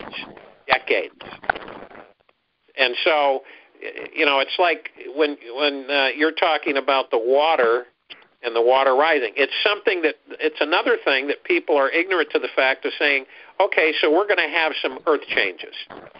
We got to be aware of that. We know what's going on, and that's good because a lot of people are checking on the internet, looking at different map cycles, so they can get an idea of what's the possibility, what may take place on the different shorelines. We'll have earthquakes, we'll have different types of volcanic activity. It's happened before, and it's happening again, and most of us have been here through it before, and we're here again to go through it again. And basically, if you look at any part of this country, let alone the rest of the world, you just look at the low-lying areas, they're going to be underwater. You look at the shoreline areas, look at Texas, and look at and there's even a program on the internet that you can access that will give you the sea level elevation on all the shorelines. What the sea level elevation is and how far does it go in and when does it increase in height and so on and so forth. So, but the shorelines and islands and stuff that are at sea level are going to be underwater. That's it. It's real simple. Manhattan and New York. Manhattan and New York are going to be flooded big time. And so what do? They don't tell people. They don't try to educate them, just like in everything else. So you get people that start taking it on and start educating themselves and start saying, because when you have knowledge, you don't have the fear anymore. It's when you're ignorant to the fact, you have the fear because you fear the unknown, and until you research it and educate yourself to say, okay, it's just like you're saying you want to do a project, but you have looked at maps and you see the flooding area and you want to help people and you want to be able to do this and that, but because of the areas and where you're located and where you want to start your project, you might want to just start a little area to begin with to get yourself active and not do anything major or large, because a lot of projects are going to spring up to rebuild the shoreline and to rebuild different parts of the planet and to rebuild America, the reconstruction projects on the different parts of the country. The infrastructure alone in this country is going to cost thousands of trillions of dollars. It's going to take years to complete. Come on, we're running 1950 trains, and no one thinks about that. 1950 trains. That's what we're using. We're using that technology. We're losing diesel engines, trains, Amtrak. Think about it. Instead of trains that can take you from point A to point B, matter of minutes. Well, they could have done away with the combustion engine decades ago when they started seeing the oil prices go up. Oh, absolutely. Someone had a vested interest in not going with electric cars or whatever technology that was out there, like you said, to suppress the people. But in the case that I'm speaking of, when I go before the bankers and I try to present this project, do I change it from a hospital to a wellness center? A wellness center with a... You don't want to do a hospital right now. It'd probably be safer to do a wellness center. Okay. With a research facility combined, or wellness manufacturing facility combined? You can set up a multifaceted operation. If I may, I have a question to piggyback. I have a question too. I would like to communicate with that lady from Louisiana. If she'd be nice enough to give me her email address, I might be able to help. It's not a good idea to give emails. No, I don't know how to do that on this call. Yeah. Jared, is there any way that I could email you and put the topic hospital in Louisiana, and you would understand that you've spoken to me about it? Well, I would suggest that you send your email to Dr. WC and code it where Lady with Louisiana Project. Okay. Jared? What is Dr. WC's email?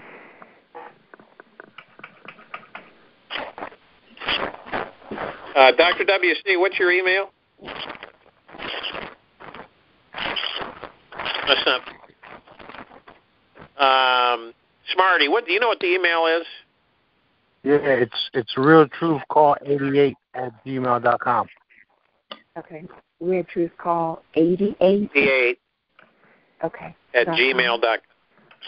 Yep. Okay. No. Wait. Sorry. It's truthcall88 at gmail.com. Just truthcall88. Have myself muted. And just address it to Dr. WC. And just truthcall88 at gmail.com, or either you can go to the contact page on the website. Okay. And you mentioned about a lot of retired Navy going to the Ozarks. I told a friend of mine, I said, looks like the Wellness Center will be going to the Ozarks. Ozarks, yeah, that's a good place to be. That'll be safe. I have a question that piggybacks hers. Okay, thank you very much for your time, your efforts, and your patience in answering all our questions. Thank you again. Jared, I have a question. Let's take one question at a time. Somebody's got a lot of static in their background. That was my point. Number one, if people can't stop munching or rustling bags, how are they going to control billions and gazillions of dollars? I mean, come on. It's like not appropriate. I mean, really, you just want to pull your hair out listening to it, and they don't get it? I don't understand. But the second part is the gas, the low, cheap gas in my area in Canada is 143.9, which is 144 per liter. Well, if you multiply that by 4.5, that comes out to $6.48 a gallon, which is, I think, comparable. How is this insanity going to go? I mean, there's so much gas, I don't know what to do with it. What is the deal? Well, it's called never having enough. And that's the gold fever thing? Same thing? Yeah, it's the gold fever. It doesn't matter how much they take the people for. Yeah. As long as the people allow it, they're going to keep doing it. But, I mean, how do you say no thanks when you need your car to get to work or wherever? How do you rebel? Exactly. That's where they've got you checkmated. They know that they've kept people in the combustible engine, so they know they need fuel to get around. So then they hold them prisoner and hostage by just absolutely ridiculously gouging the public with massive charges on fuel. Like you there in Canada, it's $6 and something for a gallon of gasoline. It's absolutely atrocious. $6.48 today. Yeah. So what? And now you know why they have fought tooth and nail against this shift, this change, is why they wanted to blow the planet up, because they just didn't want to give up their power and control and their greed for everything. They want it all. They want everything. They want it all. This is their last kick at the cat? That's it. They want you to suffer. They want you to be down in the dumps forever and ever and ever. And that's not the case. Because they're going down. Yeah, they don't like and it. They're going to do everything in their power to keep on dipping and taking and robbing and raping and pillaging right down to the end. Right down to the end. I mean, it's so sad. I know a grandmother that makes her meals. I'm not even kidding, because my friend told me, I couldn't believe it. I started crying. She is using dog food to make meatloaf, because that's all she can do to keep feeding her children. Well, and your neighbor here in America, the major consumption of pet food is from the elderly. And they usually go in the grocery stores late at night so people don't see them, or they figure the people will think that they've got an animal that they're buying food for. It's so sad. Yeah. Okay, and I don't want to hog the call, but what is a 33.6 everybody's talking about? Most of us have no idea what you're talking about. Could you explain it, please? And thank you for all your information. Yeah, it's a numerology structure, and if you don't know about numerology, you can go online and read about it. But it's a numbers structure for certain people. You take the numbers from the birth date of the individual, and you come up with a sequence of numbers. There's a top number and a bottom number. The double digits are master numbers. So 33, a 22, 11, so on and so forth are called master numbers. And then the bottom number is and I'm not sure, it categorizes the individuals and what they're here to do. Does it prove itself? Yeah, Master 33/6s are here to help the planet heal and to guide humanity into a loving, good direction. And then you have the architects, which are 22 threes that are here to help build and structure and lay the groundwork. And that's how the numerology structure works. So any of you that are interested in finding out, you can go online and you can say, I want to know what my master number is, and you can get to free sites that will give you the formulation to get your number, your top number and your bottom number, and what you're here to do, what your direction is, and those number combinations. So it seems like, yeah, okay. Appreciate that, and I hope I didn't take too much of your time. Thank you. You're welcome. Thank you. Thank you. Can I ask a question? Mr. Rand, Smarty's working on a fuel chip for Canada Girl and the world. Good. Smarty's working on a fuel chip. Good. Okay, next question. Hello? Yes. May I ask a question, please? Yeah, sure. Go ahead. It said tonight on Dinar Chronicles that the U.S. Treasury is being pinged. Why would they ping the U.S. Treasury for the RV? Remember, you want to use discernment. When you ping somebody, you ping a bank. You're testing for a transfer of funds. And when you ping, you're checking to make sure everything is okay and that things will go through. But the Treasury is not a bank, is it? Mm-hmm. No. That's why Treasury is meant to print money. That's what the Treasury's original job was to do, was to print money for the country and to control the funds. So, but the U.S. Treasury with the corporation has a different structure. So the Republic Treasury basically dictates what money we're going to have, how much we're going to have, and they control the printing and production of money for the country. So would that be disinformation? Because since the Treasury is not a bank, it shouldn't be pinged. Because you're pinging, if you're going to ping one bank or one bank account to another bank account. Yeah, you're pinging the check to see if there's any money in the account. Right, to see if it can take money, if it can take a deposit. Yeah. And usually there's 3 pings, and on the third ping, it's usually forwarded. That's why you want to use you want to use discernment on some of the things that are being said. Yeah. Thank you. That's all I wanted to know. Okay. Hello. Yeah, I have a Hello. question. Yes, sure. Hello. Yes. I've got a question that sort of piggybacked on the ladies that was talking about the mental health.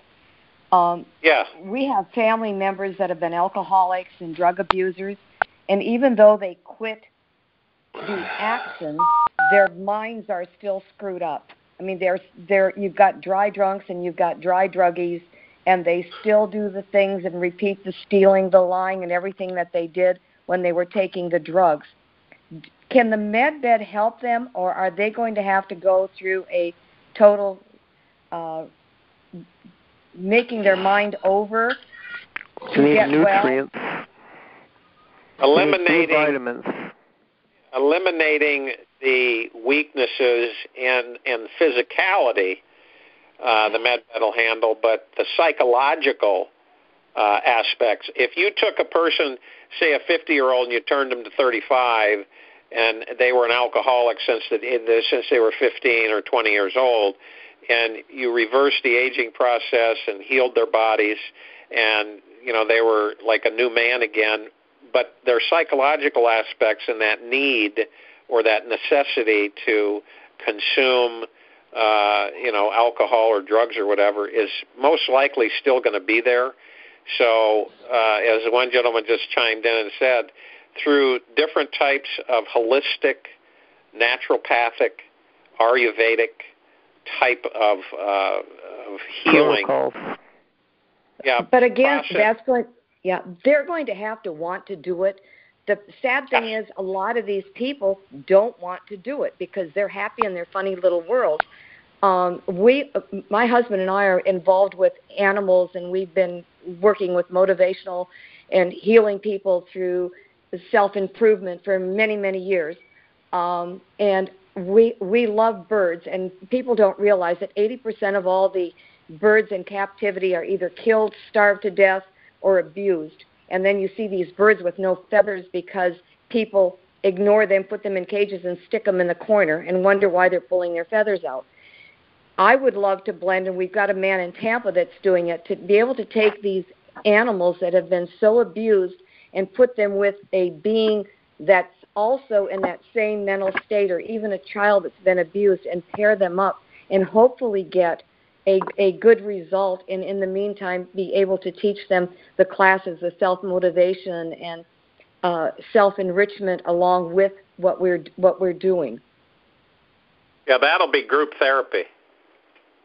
If I might make a suggestion to the lady about the both people about the animals. I read a report where people in nursing homes, they get like a little a cat or a little dog, and they'd rather have a cat or a dog rather than almost rather that than relatives visiting. Almost, I read it was in a report. So people might want to get a program together for like a nursing home program, just to bring little dogs, 2 dogs, or maybe 4 little dogs to a nursing home for a day, every day or whatever, and then pick them up at the end of the day. And that would keep that would do more for those old people. It won't do as much as nutrients will. And but that and a nutrient program for those old people at nursing homes would be a big help. And we have taken our birds into different instances like that, and it's absolutely amazing just to watch the looks on the faces of these senior citizens. Some of them, because one of them is quite large, they're a little afraid of.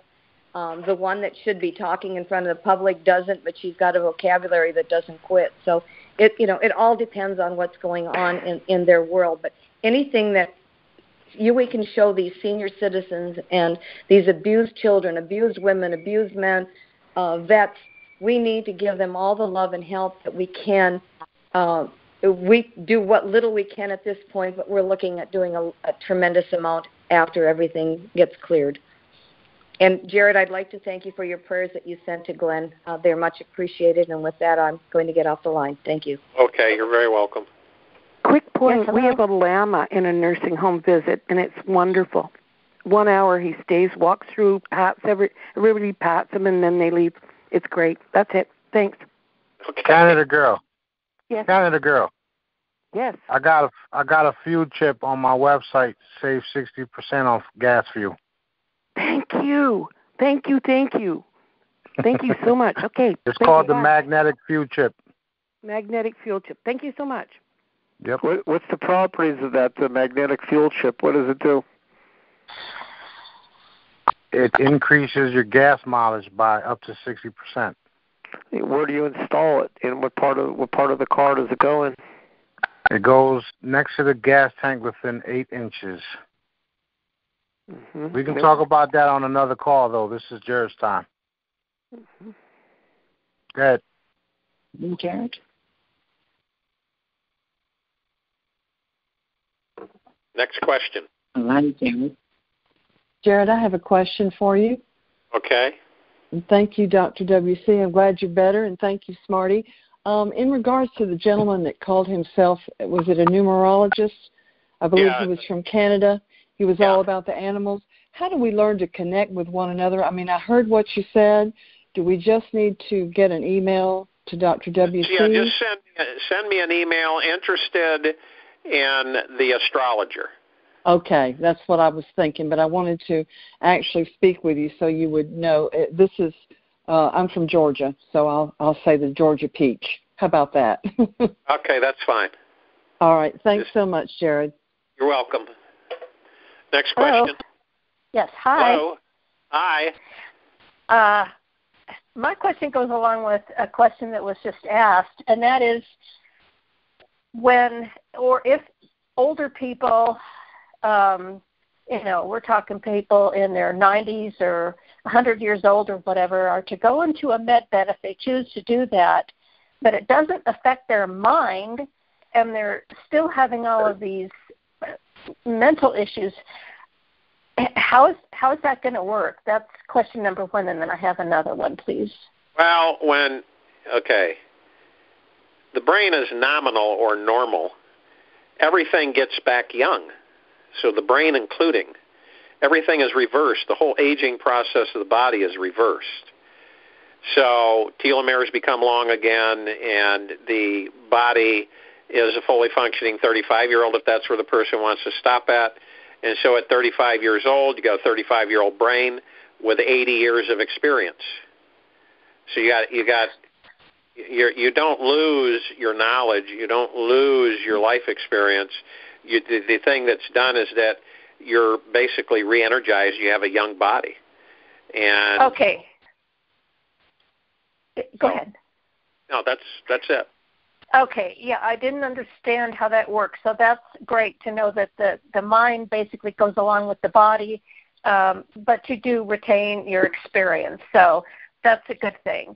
It's like if you're, let's say you're 80 years old, and I say to you, would you like to be 35 years old again? And that means that goes with everything. The body changes and everything. So you're still at an age where you can procreate, you can have children, you can have families, and maybe you got great grandkids. So there are a lot of psychological things involved just by asking that question to see whether or not. And I've tested people, and some of them have just said, "No, I'm just going to live my life out. I'm not interested." Sure. I'm not interested in doing any more than that. I'm living my life out, and I'm done. That's it. Surely, if you're going to get access to the med bed, you're going to be provided a complement of nutrients and a list of things that you should take if you're going to get access to the med bed, I'm sure. Oh yeah, there'll be a whole, actually a council of people, a group of people to educate the person and take them through processes that so they understand what's involved. So it's not. I think people think they're just going to run into a room, jump in it, and that's it. But it's not going to work that way.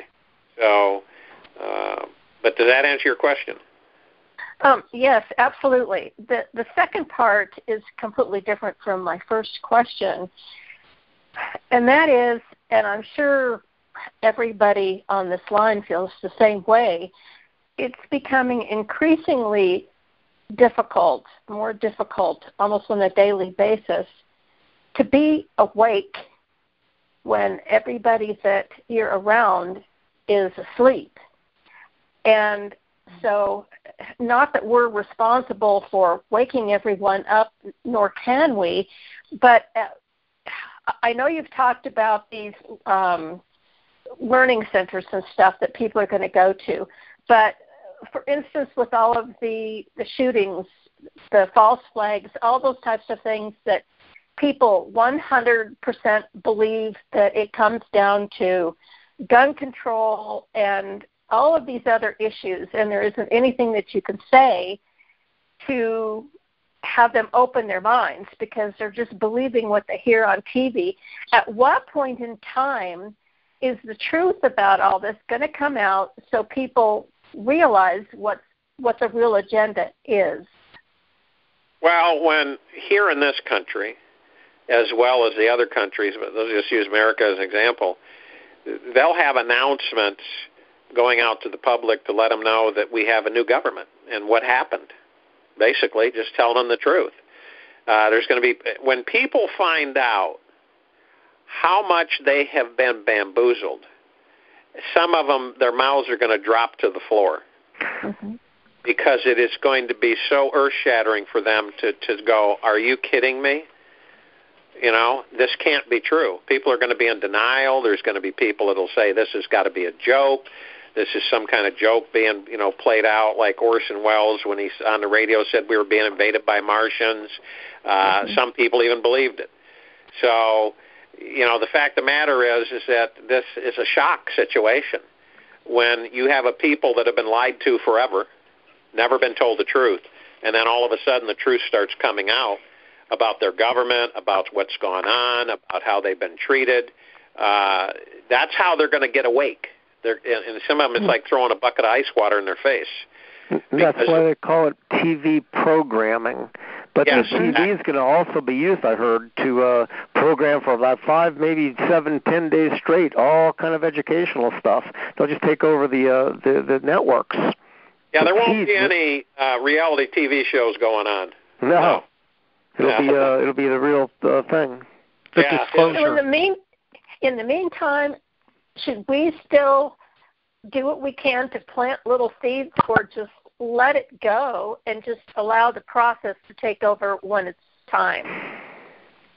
You got to take your vitamins, all those nutrients that you take for the med bed. You can take them nowadays, right now, and do maybe not as good as the med bed, but real good. No. I'm not talking about vitamins. I'm talking about survival. The people that are not awake. Should we be planting seeds, letting them know a little bit about what's going? Okay. Absolutely. Okay. Down. Yes. Okay. Great. That's what I wanted to know. I'll continue to do it, even though it's extremely uncomfortable, because people think you're nuts if you try to say one little thing about what's really going on behind the scenes. If you listen to people first, get kind of a feel, then you'll start figuring out this person seems like, because I've had people overhearing me talk in a public place, and they follow me out the door, and they flag me down, and they say, you know something, I want to find out about this stuff.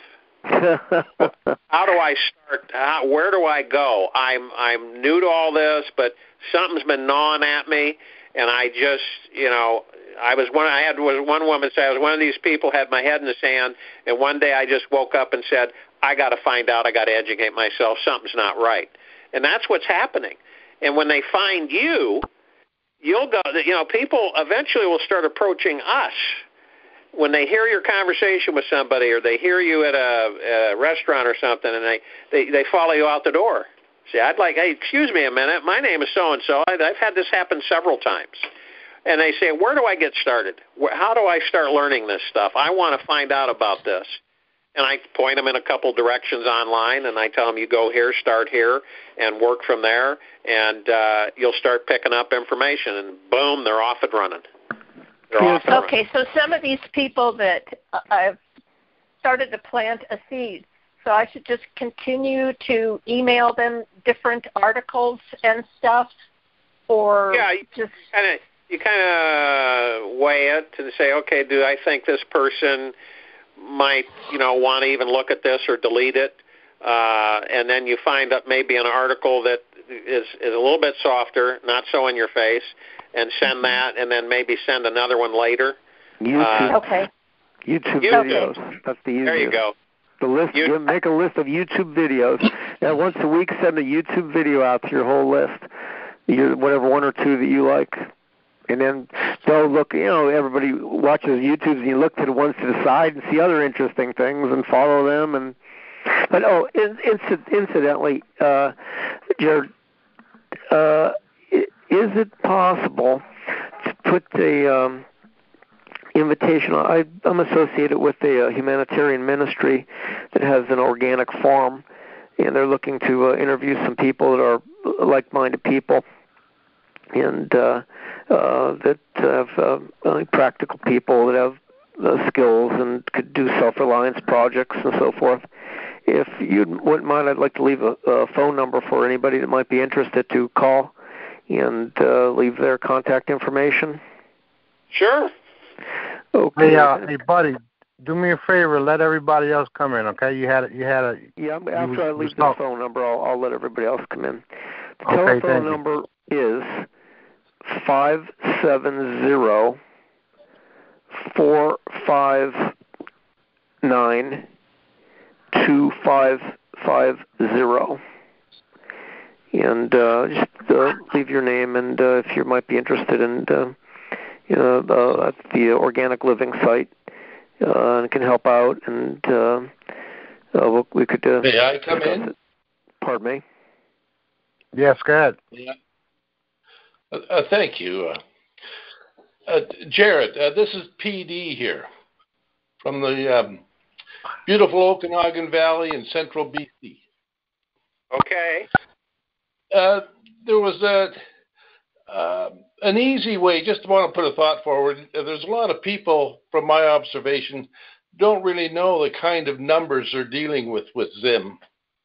And I think there's an easy way to relate to it or grasp it. And that is a 100T note, if the rate was $1, that's $100 trillion, which is half of the world's annual gross national product. Just to put a framework to it. Sure. That's a lot. That's yeah. I think a lot don't understand the kind of dollars, the kind of monies that are involved. And now earlier you were referring to. No, let me put it another way. I think I've devised a way to spread the money around the world in a way that optimizes freedom and responsibility, civic responsibility, and takes into account the culture of different places. And I just wanted to pass it by you. Excuse me, I'm feeling a little nervous and a little short of breath from health problems. So. Okay.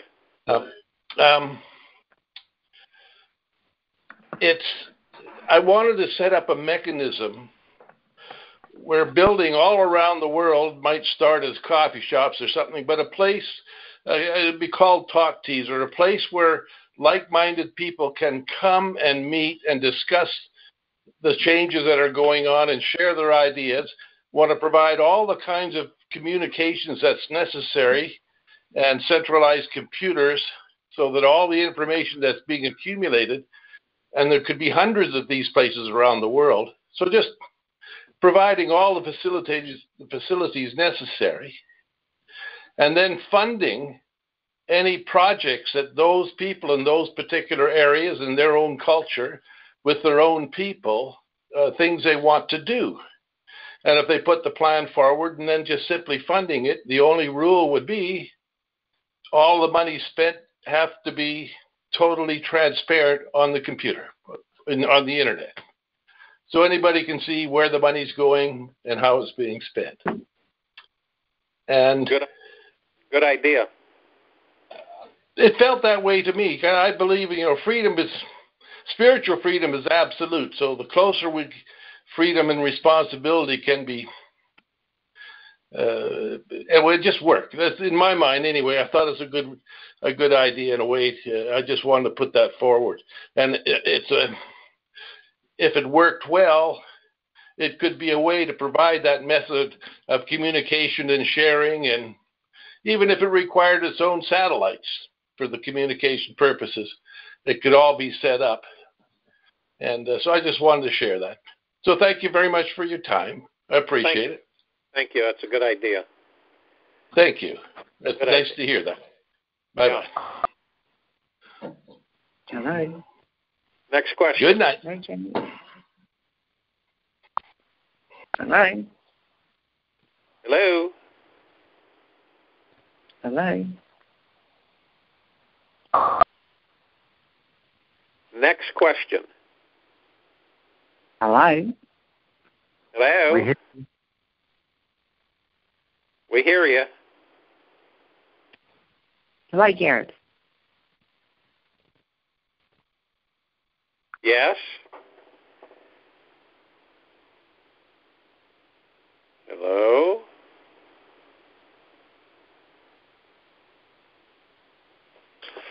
Garrett. Yeah. Hey, can you go ahead and start wrapping it up so I can try to post and get in bed? Yeah, okay. Okay, thank you. I have one more question, and then we'll wrap her up for tonight. Okay, thank you. Hey, Jared, this is Pam. How you doing? Oh, good. How are you?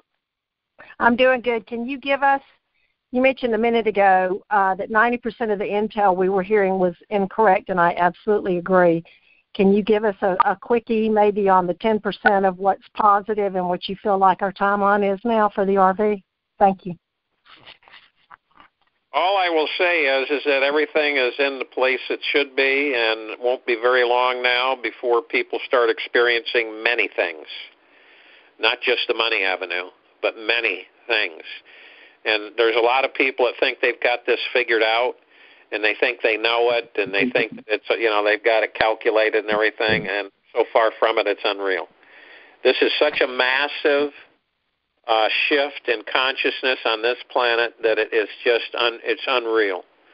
No more poverty and great amounts of wealth, and I don't think people have comprehended that because, of course, they've got their thoughts on the wealth part of it.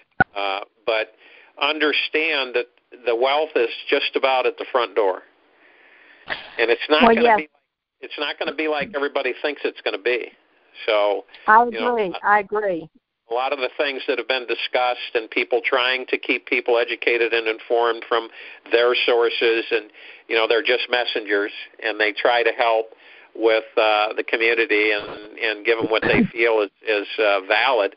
But the sources that come to them, and then the sources that come to those sources, and so on and so forth. But it's not going to happen the way we think it is. And all I can say is that the human race will be well hydrated, and eventually the entire human race will be well off. They will no longer suffer from poverty and lack. And on top of that, we'll have all the technologies being just popping up everywhere. The people on this line are going to be so busy that they're not going to be able to see straight. It's just everybody, and that's why we will be able to we'll have like locations set up where people will come and gather, because I think one-on-one and coming together in person is the only way to go. It's the only way to go. You can't, technology only goes a certain length, and that's it. So you get meeting centers for people to gather in the different communities. We will structure those. We will get those set up where people can just come and talk with people that have common interests and the same. I've got a project like you got. Let's sit down and talk about it and see how we can. So it's almost like like-minded meeting centers, you know. You want to come and meet people that are like-minded, that have interests common to yours, then come to this place. You're going to meet some. And because we're going to have so much to do, and we're going to have so much to tell, and people are going to be waking up, and people are going to be coming to you. People that were rolling their eyes and people that were going, yeah, look at this one over here, are going to start coming to you for advice. They're going to start coming to you for input. They're going to start asking you questions. You know, all that stuff I told you were nuts about before, well, it seems like you were telling the truth, so I need to talk with you about this, this, and this. You say, well, sure, I'll be glad to help. I'll be glad. What can I do? And it's just going to be a whole different life, a completely different life. Wars, well, thank you so much. Yeah, thank you for that. Yeah. And thank you for going in that direction. I was hoping you would do that. Really, I know that this is more of a transition than a transaction. And I think the frequencies, the consciousness, right, it's going to happen in a way that we cannot fathom, because we can only look at this from the life we've lived in the 3D and the 4D. So thank you for that. I appreciate that very much in the direction that you took it in. You're very welcome. Okay, Dr. WC needs to get to bed because she's dropping quick, and so we'll end the Q&A for tonight. And I'd like to thank everybody who participated. You guys, for the most part, did really good. God bless each and every one of you, and I'm sure I'll have a lot of you on the call for the meditation tomorrow. And other than that, I send God's blessings. Be safe. Have a wonderful night. Thank you. Thank you. Thank you, Jared. Thank you, Jared, so much. Thank you for coming in. You're welcome. Thank you, Jared. Okay, everyone, thank you so much for your participation tonight. God bless each and every one of you. We will see you on the next call, Jared. We'll talk tomorrow. Yeah, okay. Good. Have a good night. Okay, Be thank better. you. Thank Bye. you so much. Okay, bye for now.